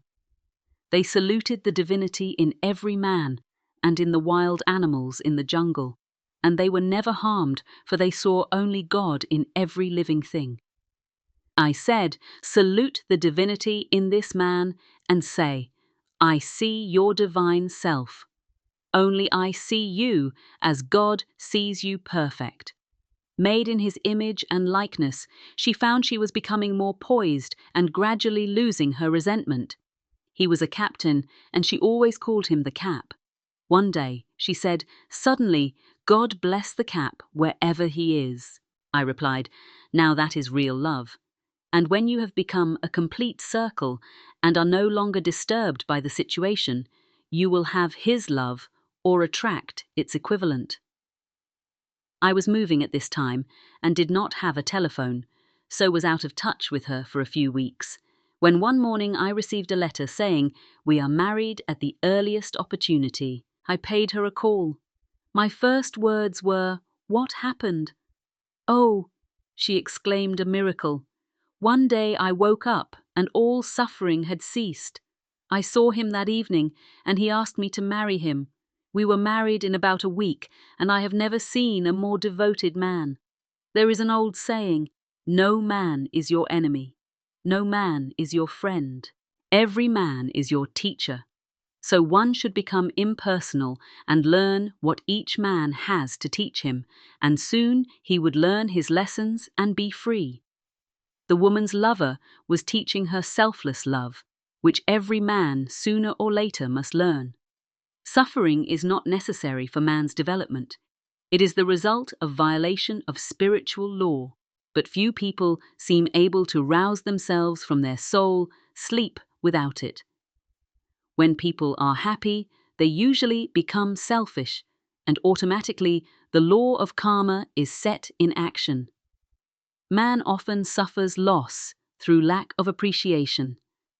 I knew a woman who had a very nice husband, but she said often, "I don't care anything about being married, but that is nothing against my husband. I'm simply not interested in married life." She had other interests and scarcely remembered. She had a husband. She only thought of him when she saw him one day. Her husband told her he was in love with another woman and left. She came to me in distress and resentment. I replied, "It is exactly what you spoke the word for. You said you didn't care anything about being married, so the subconscious work to get you unmarried." She said, "Oh yes, I see people get what they want and then feel very much hurt." She soon became in perfect harmony with the situation and knew they were both much happier apart. When a woman becomes indifferent or critical and ceases to be an inspiration to her husband, he misses the stimulus of their early relationship and is restless and unhappy. A man came to me, dejected, miserable, and poor. His wife was interested in the science of numbers and had had him read. It seems the report was not very favorable, for he said, "My wife says, I'll never amount to anything because I am a 2. I replied, "I don't care what your number is. You are a perfect idea in divine mind, and we will demand the success and prosperity which are already planned for you by that infinite intelligence." Within a few weeks, he had a very fine position, and a year or two later, he achieved a brilliant success. As a writer, no man is a success in business unless he loves his work. The picture the artist paints for love of his art is his greatest work. The potboiler is always something to live down. No man can attract money if he despises it. Many people are kept in poverty by saying, "Money means nothing to me, and I have a contempt for people who have it." This is the reason so many artists are poor. Their contempt for money separates them from it. I remember hearing one artist say of another, "He's no good as an artist. He has money in the bank." This attitude of mind, of course, separates man from his supply. He must be in harmony with a thing in order to attract it. Money is God in manifestation as freedom from want and limitation, but it must be always kept in circulation and put to right uses. Hoarding and saving react with grim vengeance. This does not mean that man should not have houses and lots, stocks, and bonds, for the barns of the righteous man shall be full. It means man should not hoard even the principal. If an occasion arises when money is necessary, in letting it go out fearlessly and cheerfully, he opens. The way for more to come in for God is man's unfailing and inexhaustible supply. This is the spiritual attitude towards money, and the great bank of the universal never fails. We see an example of hoarding in the film production of Greed. The woman won $5,000 in a lottery, but would not spend it. She hoarded and saved, let her husband suffer and starve, and eventually she scrubbed floors for a living. She loved the money itself and put it above everything, and one night she was murdered and the money taken from her. This is an example of where love of money is. The root of all evil. Money in itself is good and beneficial, but used for destructive purposes. Hoarded and saved, or considered more important than love, brings disease and disaster, and the loss of the money itself follow the path of love. And all things are added, for God is love, and God is supply. Follow the path of selfishness and greed, and the supply vanishes, or man is separated from it. For example, I knew the case of a very rich woman who hoarded her income. She rarely gave anything away, but bought and bought and bought things for herself. She was very fond of necklaces, and a friend once asked her how many she possessed. She replied, 67. She bought them and put them away carefully wrapped in tissue paper. Had she used the necklaces, it would have been quite legitimate, but she was violating the law of use. Her closets were filled with clothes she never wore and jewels which never saw the light. The woman's arms were gradually becoming paralyzed from holding on to things, and eventually she was considered incapable of looking after her affairs, and her wealth was handed over to others to manage. So man, in ignorance of the law, brings about his own destruction. All disease, all unhappiness come from the violation of the law of love. Man's boomerangs of hate, resentment, and criticism come back laden with sickness and sorrow. Love seems almost a lost art, but the man with the knowledge of spiritual law knows it must be regained, for without it, he has become as sounding brass and tinkling cymbals. For example, I had a student who came to me month after month to clean her consciousness of resentment. After a while, she arrived at the point where she resented only one woman, but that one woman kept her busy. Little by little, she became poised and harmonious, and one day all resentment was wiped out. She came in radiant and exclaimed, "You can't understand how I feel." The woman said something to me, and instead of being furious, I was loving and kind, and she apologized and was perfectly lovely to me. No one can understand the marvelous lightness I feel within. Love and goodwill are invaluable in business. For example, a woman came to me complaining of her employer. She said she was cold and critical and knew she did not want her in the position. "Well," I replied, "salute the divinity in the woman and send her love." She said, "I can't. She's a marble woman." I answered, "You remember the story of the sculptor who asked for a certain piece of marble? He was asked why he wanted it, and he replied, 'Because there is an angel in the marble, and out of it he produced a wonderful work of art.' She said, 'Very well, I'll try it.' A week later, she came back and said, 'I did what you told me to.' And now the woman is very kind and took me out in her car. People are sometimes filled with remorse for having done someone in unkindness perhaps years ago. If the wrong cannot be righted, its effect can be neutralized by doing someone a kindness in the present.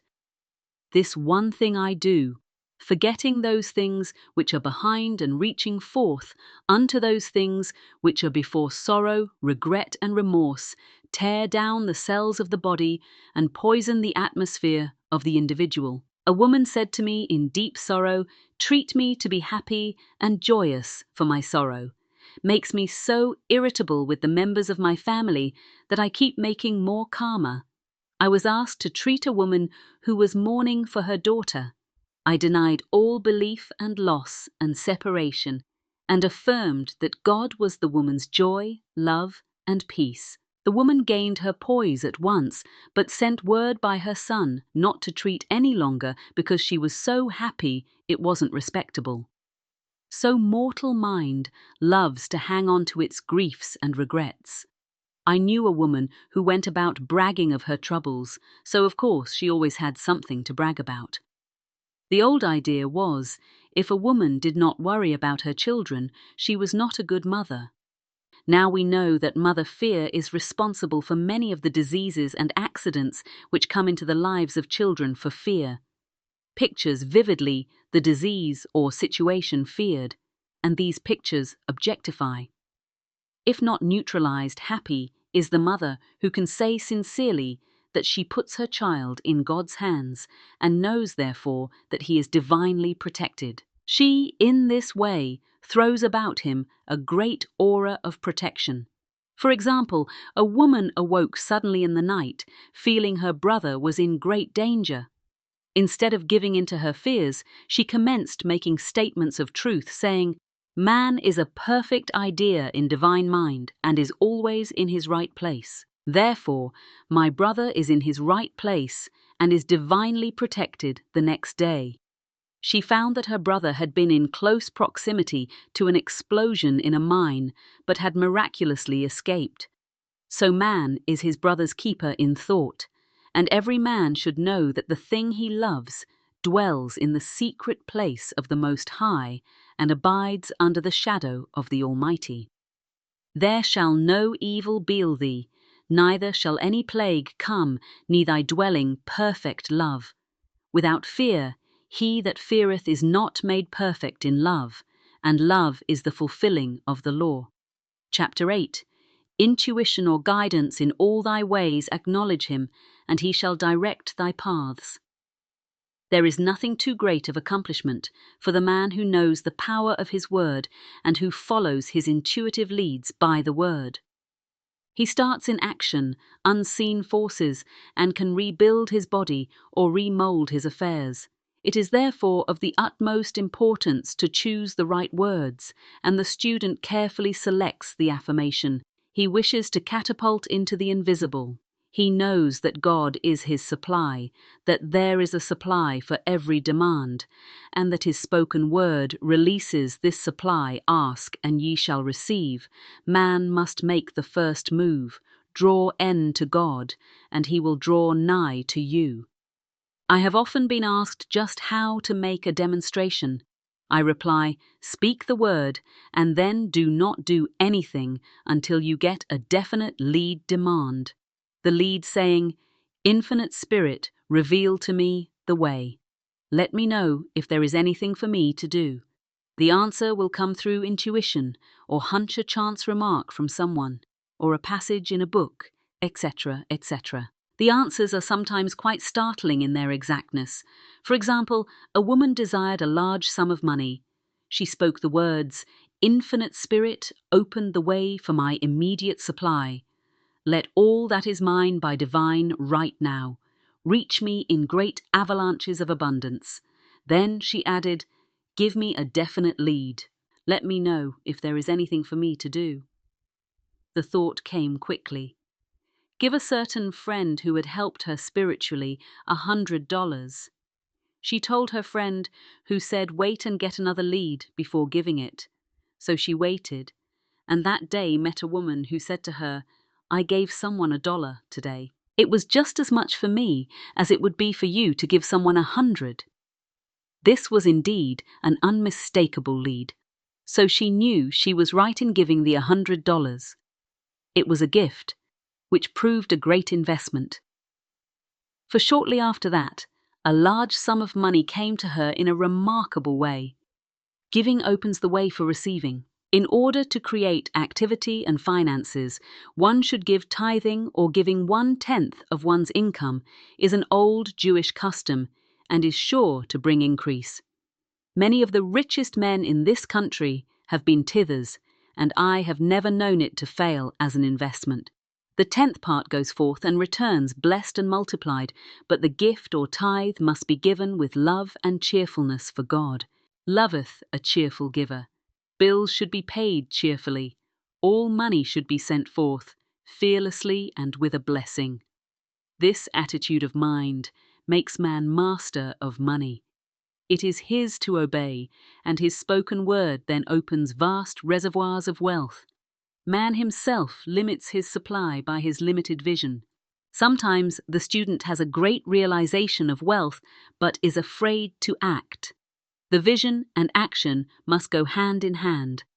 As in the case of the man who bought the fur-lined overcoat, a woman came to me asking me to speak the word for a position, so I demanded Infinite Spirit open the way for this woman's right position.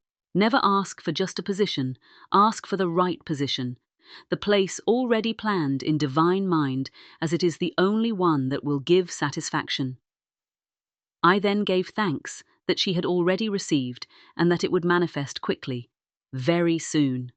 She had 3 positions, offered her 2 in New York and 1 in Palm Beach, and she did not know which to choose. I said, ask for a definite lead. The time was almost up and was still undecided when one day she telephoned. When I woke up this morning, I could smell Palm Beach. She had been there before and knew its balmy fragrance. I replied, well, if you can smell Palm Beach from here, it is certainly your lead. She accepted the position, and it proved a great success. Often one's lead comes at an unexpected time. One day I was walking down the street when I suddenly felt a strong urge to go to a certain bakery a block or 2 away. The reasoning mind resisted, arguing, there is nothing there that you want. However, I had learned not to reason, so I went to the bakery, looked at everything, and there was certainly nothing there that I wanted. But coming out, I encountered a woman I had thought of often and who was in great need of the help which I could give her. So often one goes for one thing and finds another. Intuition is a spiritual faculty and does not explain, but simply points the way. A person often receives a lead during a treatment. The idea that comes may seem quite irrelevant, but some of God's leadings are mysterious. In the class, one day I was treating that each individual would receive a definite lead. A woman came to me afterwards and said, "While you were treating, I got the hunch to take my furniture out of storage and get an apartment." The woman had come to be treated for health. I told her I knew in getting a home of her own, her health would improve. And I added, "I believe your trouble, which is a congestion, has come from having things stored away. Congestion of things causes congestion in the body. You have violated the law of use, and your body is paying the penalty." So I gave thanks. That divine order was established in her mind, body, and affairs. People little dream of how their affairs react on the body. There is a mental correspondence for every disease. A person might receive instantaneous healing through the realization of his body being a perfect idea in divine mind, and therefore whole and perfect. But if he continues his destructive thinking, hoarding, hating, fearing, condemning, the disease will return. Jesus Christ knew that all sickness came from sin, but admonished the leper after the healing to go and sin no more, lest a worst thing come upon him. So man's soul or subconscious mind must be washed, whiter than snow, for permanent healing, and the metaphysician is always delving deep for the correspondence. Jesus Christ said, "Condemn not lest ye also be condemned. Judge not lest ye be judged." Many people have attracted disease and unhappiness through condemnation of others. What man condemns in others, he attracts to himself. For example, a friend came to me in anger and distress because her husband had deserted her for another woman. She condemned the other woman and said, continually, she knew he was a married man and had no right to accept his attentions.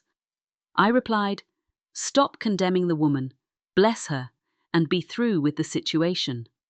Otherwise, you are attracting the same thing to yourself." She was deaf to my words, and a year or two later became deeply interested in a married man herself. Man picks up a live wire whenever he criticizes or condemns and may expect a shock.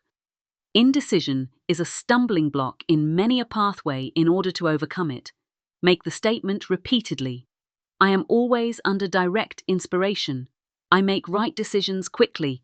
These words impress the subconscious, and soon one finds himself awake and alert, making his right moves without hesitation. I have found it destructive to look to the psychic plane for guidance, as it is the plane of many minds and not the one mind. As man opens his mind to subjectivity, he becomes a target for destructive forces. The psychic plane is the result of man's mortal thought and is on the plane of opposites. He may receive either good or bad messages. The science of numbers and the reading of horoscopes keep man down on the mental or mortal plane, for they deal only with the karmic path. I know of a man who should have been dead years ago, according to his horoscope, but he is alive and a leader of one of the biggest movements in this country for the uplift of humanity. It takes a very strong mind to neutralize a prophecy of evil. The student should declare, "Every false prophecy shall come to naught, every plan my Father in heaven has not planned shall be dissolved and dissipated." The divine idea now comes to pass. However, if any good message has ever been given, one of coming happiness or wealth harbor and expected, and it will manifest sooner or later through the law of expectancy. Man's will should be used to back the universal will, "I will that the will of God be done." It is God's will to give every man every righteous desire of his heart, and man's will should be used to hold the perfect vision without wavering. The prodigal son said, "I will arise and go to my father." It is indeed often an effort of the will to leave the husks and swine of mortal thinking. It is so much easier for the average person to have fear than faith. So faith is an effort of the will. As man becomes spiritually awakened, he recognizes that any external inharmony is the correspondence of mental inharmony. If he stumbles or falls, he may know he's stumbling or falling in consciousness. One day, a student was walking along the street condemning someone in her thoughts. She was saying mentally, "That woman is the most disagreeable woman on earth," when suddenly 3 Boy Scouts rushed around the corner and almost knocked her over. She did not condemn the Boy Scouts, but immediately called on the law of forgiveness and saluted. The divinity in the woman wisdom's way are ways of pleasantness, and all her paths are peace. When one has made his demands upon the universal, he must be ready for surprises. Everything may seem to be going wrong when in reality it is going right. For example, a woman was told that there was no loss in divine mind. Therefore, she could not lose anything which belonged to her. Anything lost would be returned, or she would receive its equivalent. Several years previously, she had lost $2,000. She had loaned the money to a relative during her lifetime, but the relative had died, leaving no mention of it in her will. The woman was resentful and angry, and as she had no written statement of the transaction, she never received the money. So she determined to deny the loss and collect the $2,000 from the Bank of the Universal. She had to begin by forgiving the woman. As resentment and unforgiveness closed the doors of this wonderful bank, she made this statement: "I deny loss. There is no loss in divine mind. Therefore, I cannot lose the $2,000 which belong to me by divine right." As one door shuts, another door opens.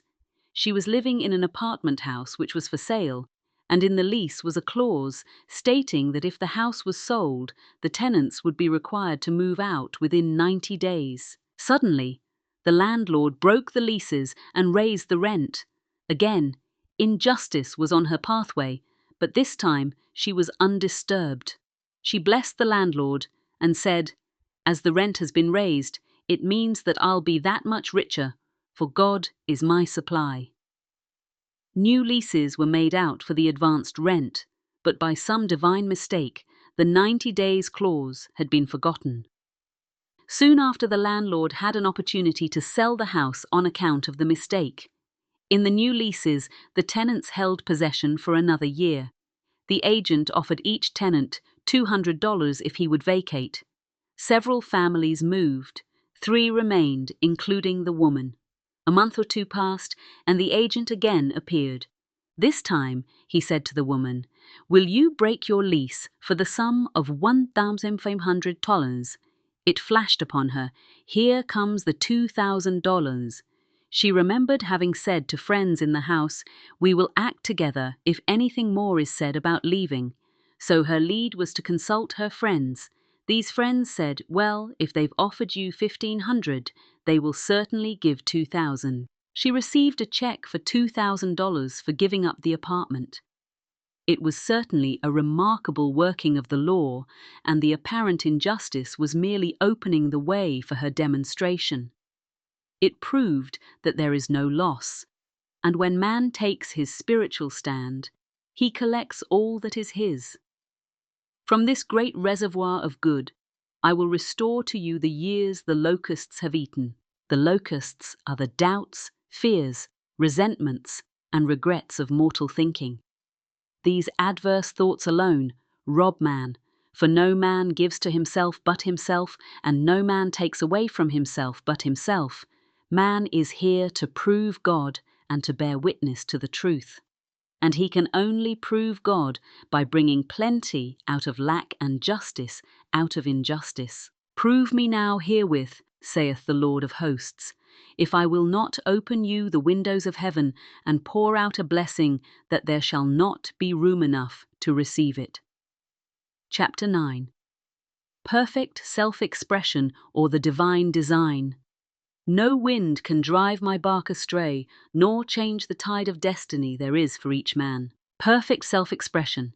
There is a place which he's to fill, and no one else can fill something, which he is to do, which no one else can do. It is his destiny. This achievement is held a perfect idea in divine mind, awaiting man's recognition. As the imaging faculty is the creative faculty, it is necessary for man to see the idea before it can manifest. So man's highest demand is for the divine design of his life. He may not have the faintest conception of what it is for. There is possibly some marvelous talent hidden deep within him. His demand should be infinite. Spirit, open the way for the divine design of my life to manifest. Let the genius within me now be released. Let me see clearly the perfect plan. The perfect plan includes health, wealth, love, and perfect self-expression. This is the square of life which brings perfect happiness. When one has made this demand, he may find great changes taking place in his life. For nearly every man has wandered far from the divine design. I know in one woman's case, it was as though a cyclone had struck her affairs, but readjustments came quickly, and new and wonderful conditions took the place of old ones. Perfect self-expression will never be labor, but of such absorbing interest that it will seem almost like play. The student knows also, as man comes into the world financed by God, the supply needed for his perfect self-expression will be at hand. Many a genius has struggled for years with the problem of supply when his spoken word and faith would have released quickly the necessary funds. For example, after the class one day, a man came to me and handed me a cent. He said, "I have just 7 cents in the world, and I'm going to give you one, for I have faith in the power of your spoken word. I want you to speak the word for my perfect self-expression and prosperity." I spoke the word and did not see him again until a year later. He came in one day successful and happy, with a roll of yellow bills in his pocket. He said, "Immediately after you spoke the word, I had a position offered me in a distant city, and I'm now demonstrating health, happiness, and supply." A woman's perfect self-expression may be in becoming a perfect wife, a perfect mother, a perfect homemaker, and not necessarily in having a public career. Demand definite leads, and the way will be made easy and successful. One should not visualize or force a mental picture. When he demands the divine design to come into his conscious mind, he will receive flashes of inspiration and begin to see himself making some great accomplishment. This is the picture or idea he must hold without wavering. The thing man seeks is seeking him. The telephone was seeking Bell. Parents should never force careers and professions upon their children with a knowledge of spiritual truth. The divine plan could be spoken for early in childhood or prenatally. A prenatal treatment should be let the God and this child have perfect expression. Let the divine design of his mind, body, and affairs be made manifest throughout his life. Throughout eternity, God's will be done, not man's. God's pattern, not man's. Pattern is the command we find running through all the scriptures, and the Bible is a book dealing with the science of the mind. It is a book telling man how to release his soul or subconscious mind from bondage. The battles described are pictures of man waging war against mortal thoughts. A man's foes shall be they of his own household. Every man is Jehoshaphat, and every man is David, who slaves Goliath mortal, thinking with a little white stone faith. So man must be careful that he is not the wicked and slothful servant who buried his talent. There is a terrible penalty to be paid for not using one's ability. Often fear stands between man and his perfect self-expression. Stage fright has hampered many a genius. This may be overcome by the spoken word or treatment. The individual then loses all self-consciousness and feels simply that he is a channel for infinite intelligence to express itself through. He is under direct inspiration, fearless and confident, for he feels that it is the Father within him who does the work. A young boy came often to my class with his mother. He asked me to speak the word for his coming examinations at school. I told him to make the statement. I am one with infinite intelligence. I know everything I should know on this subject. He had an excellent knowledge of history, but was not sure of his arithmetic. I saw him afterwards and he said, I spoke the word for my arithmetic and passed with the highest honours, but thought I could depend on myself for history and got a very poor mark.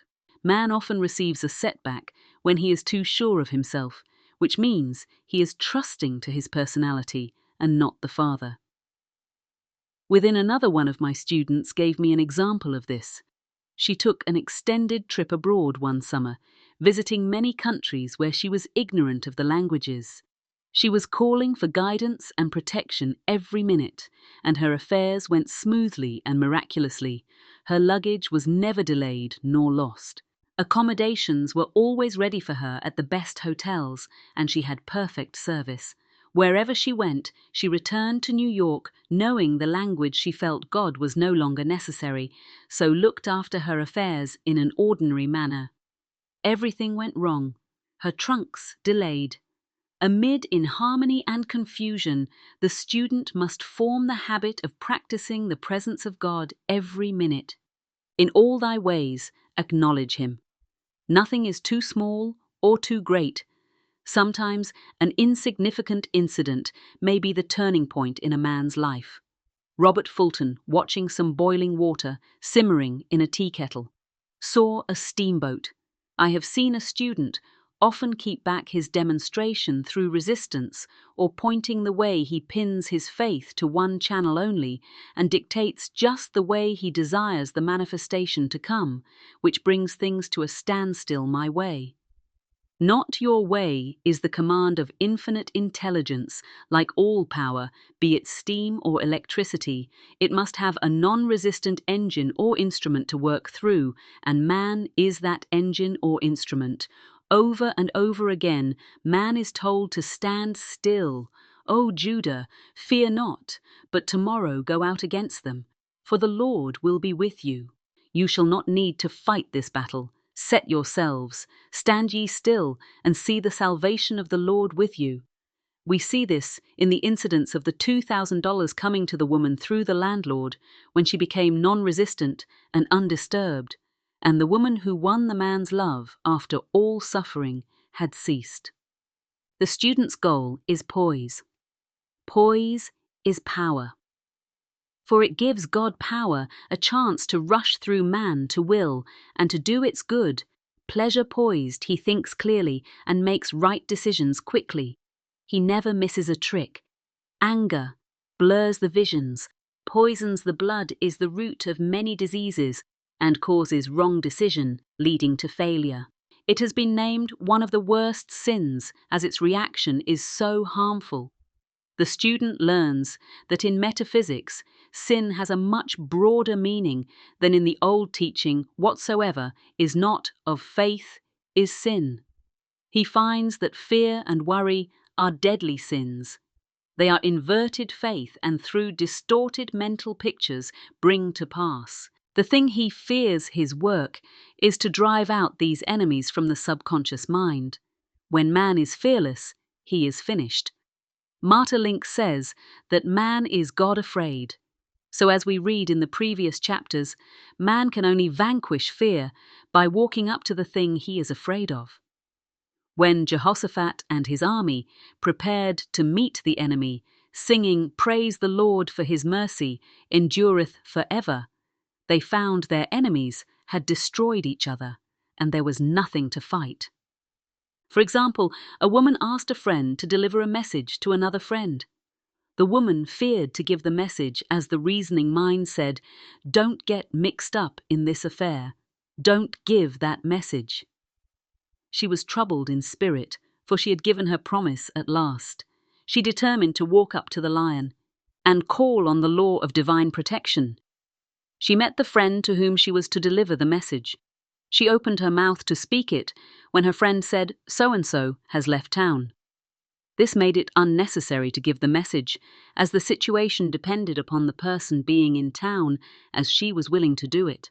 She was not obliged to, as she did not fear the situation vanished. The student often delays his demonstration through a belief in incompletion. He should make this statement in divine mind: there is only one completion, therefore my demonstration is completed. My perfect work, my perfect home, my perfect health, whatever he demands are perfect ideas registered in divine mind and must manifest under grace in a perfect way. He gives thanks. He has already received on the invisible and makes active preparation for receiving on the visible. One of my students was in need of a financial demonstration. She came to me and asked why it was not completed. I replied, "Perhaps you are in the habit of leaving things unfinished, and the subconscious has gotten into the habit of not completing as the without, so the within." She said, "You are right. I often begin things and never finish them. I'll go home and finish something I commenced weeks ago, and I know it will be symbolic of my demonstration." So she sewed assiduously, and the article was soon completed. Shortly after, the money came in a most curious manner. Her husband was paid his salary twice that month. He told the people of their mistake, and they sent word to keep it. When man asks, believing he must receive, for God creates his own channels. I have been sometimes asked, suppose one has several talents. How was he to know which one to choose? Demand to be shown. Definitely say, Infinite Spirit, give me a definite lead reveal, to me my perfect self-expression. Show me which talent I am to make use of. Now I have known people to suddenly enter a new line of work and be fully equipped with little or no training. So make the statement, I am fully equipped for the divine plan of my life, and be fearless in grasping opportunities. Some people are cheerful givers, but bad receivers. They refuse gifts through pride or some negative reason, thereby blocking their channels, and invariably find themselves eventually with little or nothing. For example, a woman who had given away a great deal of money had a gift offered her of several $1,000s. She refused to take it, saying she did not need it. Shortly after that, her finances were tied up, and she found herself in debt. For that amount, man should receive gracefully the bread returning to him upon the water freely. Ye have given freely, ye shall receive. There is always the perfect balance of giving and receiving, and though man should give without thinking of returns, he violates law if he does not accept the returns which come to him. For all gifts are from God, man, being merely the channel, a thought of lack should never be held over the giver. For example, when the man gave me the 1 cent, I did not say, "Poor man. He cannot afford to give me that. I saw him rich and prosperous with his supply pouring in." It was this thought which brought it. If one has been a bad receiver, he must become a good one, and take even a postage stamp if it has given him, and open up his channels for receiving. The Lord loveth a cheerful receiver as well as a cheerful giver. I have often been asked why one man is born rich and healthy and another poor and sick. Where there is an effect, there is always a cause. There is no such thing as chance.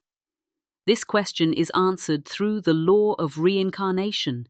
Man goes through many births and deaths until he knows the truth, which sets him free. He is drawn back to the earth plane through unsatisfied desire to pay his karmic debts or to fulfill his destiny. The man born rich and healthy has had pictures in his subconscious mind in his past life of health and riches, and the poor and sick man of disease and poverty. Man manifests on any plane the sum total of his subconscious beliefs. However, birth and death are man-made laws, for the wages of sin is death. The Adamic fall in consciousness through the belief in 2 powers. The real man, spiritual man, is birthless and deathless. He never was born and has never died, as he was in the beginning. He is now and ever shall be. So through the truth, man is set free from the law of karma, sin, and death, and manifests the man made in his image and likeness. Man's freedom comes through fulfilling his destiny, bringing into manifestation the divine design of his life. his Lord will say unto him, Well done, thou good and faithful servant. Thou hast been faithful over a few things. I will make the ruler over many things. Death itself, enter thou into the joy of thy Lord, eternal life. Chapter 10. Denials and Affirmations. Thou shalt also decree a thing, and it shall be established unto thee. All the good that is to be made manifest in man's life is already an accomplished fact and divine mind, and is released through man's recognition or spoken word. So he must be careful to decree that only the divine idea be made manifest. For often he decrees through his idle words failure or misfortune. It is therefore of the utmost importance to word one's demands correctly, as stated in a previous chapter.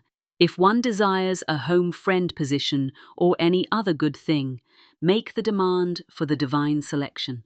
For example, Infinite Spirit, open the way from my right home, my right friend, my right position. I give thanks. It now manifests under grace in a perfect way. The latter part of the statement is most important. For example, I knew a woman who demanded $1,000. Her daughter was injured and they received $1,000 indemnity. So it did not come in a perfect way. The demand should have been worded in this way: Infinite Spirit, I give thanks that the $1,000, which is mine by divine right, is now released and reaches me under grace in a perfect way. As one grows in a financial consciousness, he should demand that the enormous sums of money which are his by divine right reach him under grace in perfect ways. It is impossible for man to release more than he thinks is possible, for one is bound by the limited expectancies of the subconscious. He must enlarge his expectancies in order to receive in a larger way. Man so often limits himself in his demands. For example, a student made the demand for $600 by a certain date. He did receive it, but heard afterwards that he came very near receiving $1,000, but he was given just $600 as the result of his spoken word. They limited the Holy One of Israel. Wealth is a matter of consciousness. The French have a legend giving an example of this. A poor man was walking along a road when he met a traveler who stopped him and said, My good friend, I see you are poor. Take this gold nugget, sell it, and you will be rich all your days. The man was overjoyed at his good fortune and took the nugget home. He immediately found work and became so prosperous that he did not sell. The nugget years passed, and he became a very rich man. One day he met a poor man on the road. He stopped him and said, My good friend, I will give you this gold nugget, which if you sell, will make you rich for life. The mendicant took the nugget, had it valued, and found it was only brass. So we see the first man became rich through feeling rich, thinking the nugget was gold. Every man has within himself a gold nugget. It is his consciousness of gold, of opulence, which brings riches into his life. In making his demands, man begins at his journey's end. That is, he declares, he has already received. Before ye call, I shall answer. Continually affirming establishes the belief in the subconscious. It would not be necessary to make an affirmation more than once. If one had perfect faith, one should not plead or supplicate, but give thanks repeatedly that he has received. The desert shall rejoice and blossom as the rose. This rejoicing, which is yet in the desert state of consciousness, opens the way for release. The Lord's Prayer is in the form of command and demand. Give us this day our daily bread, and forgive us our debts as we forgive our debtors, and ends in praise. For thine is the kingdom and the power and the glory forever. Amen. Concerning the works of my hands command ye me. So prayer is command and demand praise and thanksgiving. The student's work is in making himself believe that with God all things are possible. This is easy enough to state in the abstract, but a little more difficult when confronted with a problem. For example, it was necessary for a woman to demonstrate a large sum of money within a stated time. She knew she must do something to get a realization, for realization is manifestation, and she demanded a lead. She was walking through a department store. When she saw a very beautiful pink enamel paper cutter, she felt the pull towards it. The thought came, I haven't a paper cutter good enough to open letters containing large checks. So she bought the paper cutter, which the reasoning mind would have called an extravagance when she held it in her hand. She had a flash of a picture of herself opening an envelope containing a large check, and in a few weeks she received the money. The pink paper cutter was her bridge of active faith. Many stories are told of the power of the subconscious when directed in faith. For example, a man was spending the night in a farmhouse.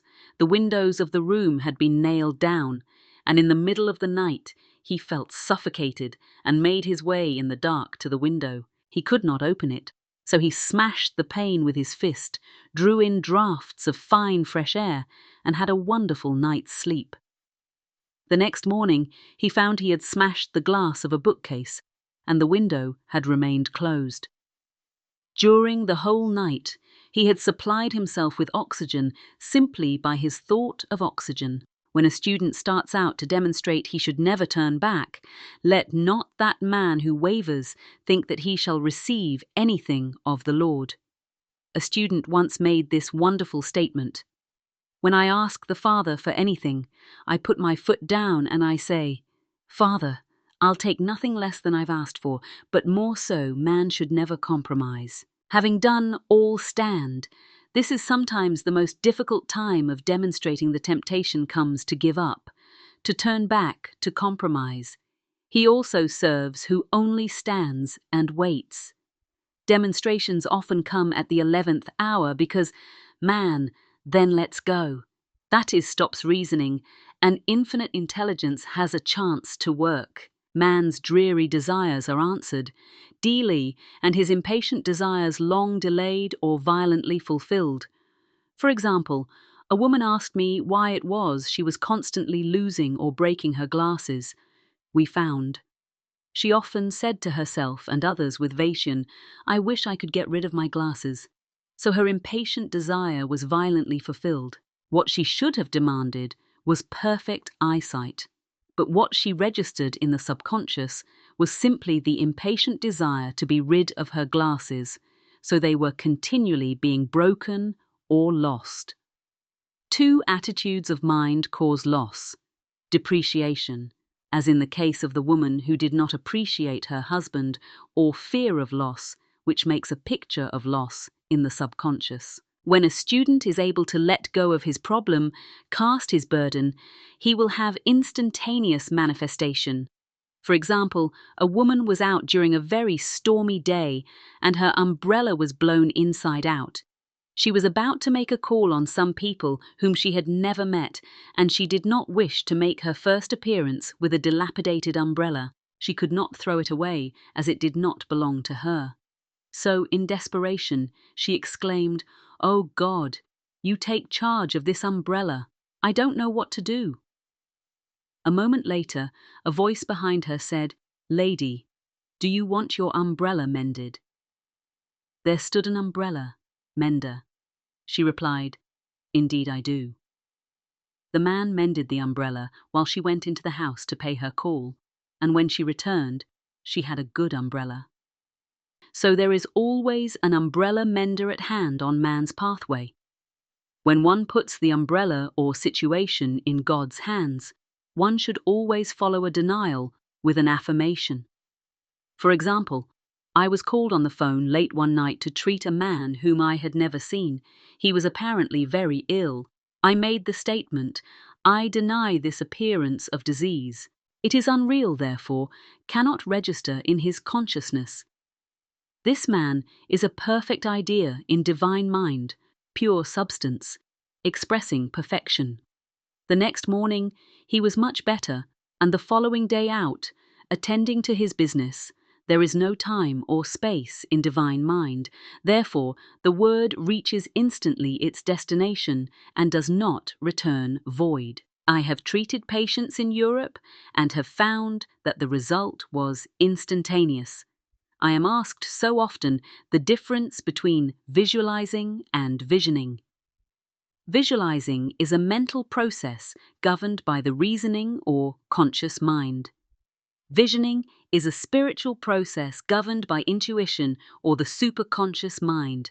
The student should train his mind to receive these flashes of inspiration and work out the divine pictures through definite leads.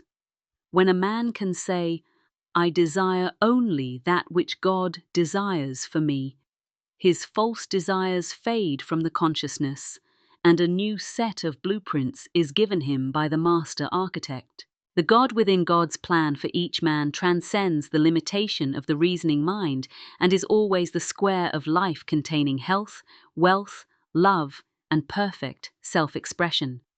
Many a man is building for himself in imagination a bungalow when he should be building a palace. If a student tries to force a demonstration through the reasoning mind, he brings it to a standstill. "I will hasten it," saith the Lord. He should act only through intuition or definite leads, rest in the Lord and wait patiently. Trust also in him, and he will bring it to pass. I have seen the law work in the most astonishing manner. For example, a student stated that it was necessary for her to have $100 by the following day. It was a debt of vital importance which had to be met. I spoke the word, declaring spirit was never too late, and that the supply was at hand that evening.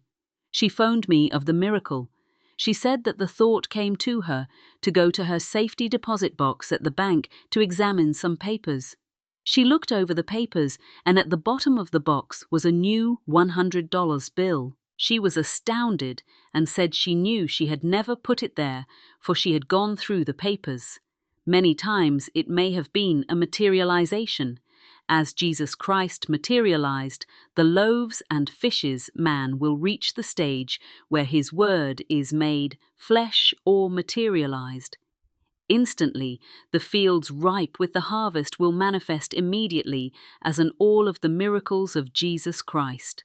There is a tremendous power alone in the name Jesus Christ. It stands for truth made manifest. He said, "Whatsoever ye ask the Father in ye name, he will give it to you." The power of this name raises the student into the fourth dimension, where he's freed from all astral and psychic influences, and he becomes unconditioned and absolute as God himself is unconditioned and absolute. I have seen many healings accomplished by using the words "in the name of Jesus Christ."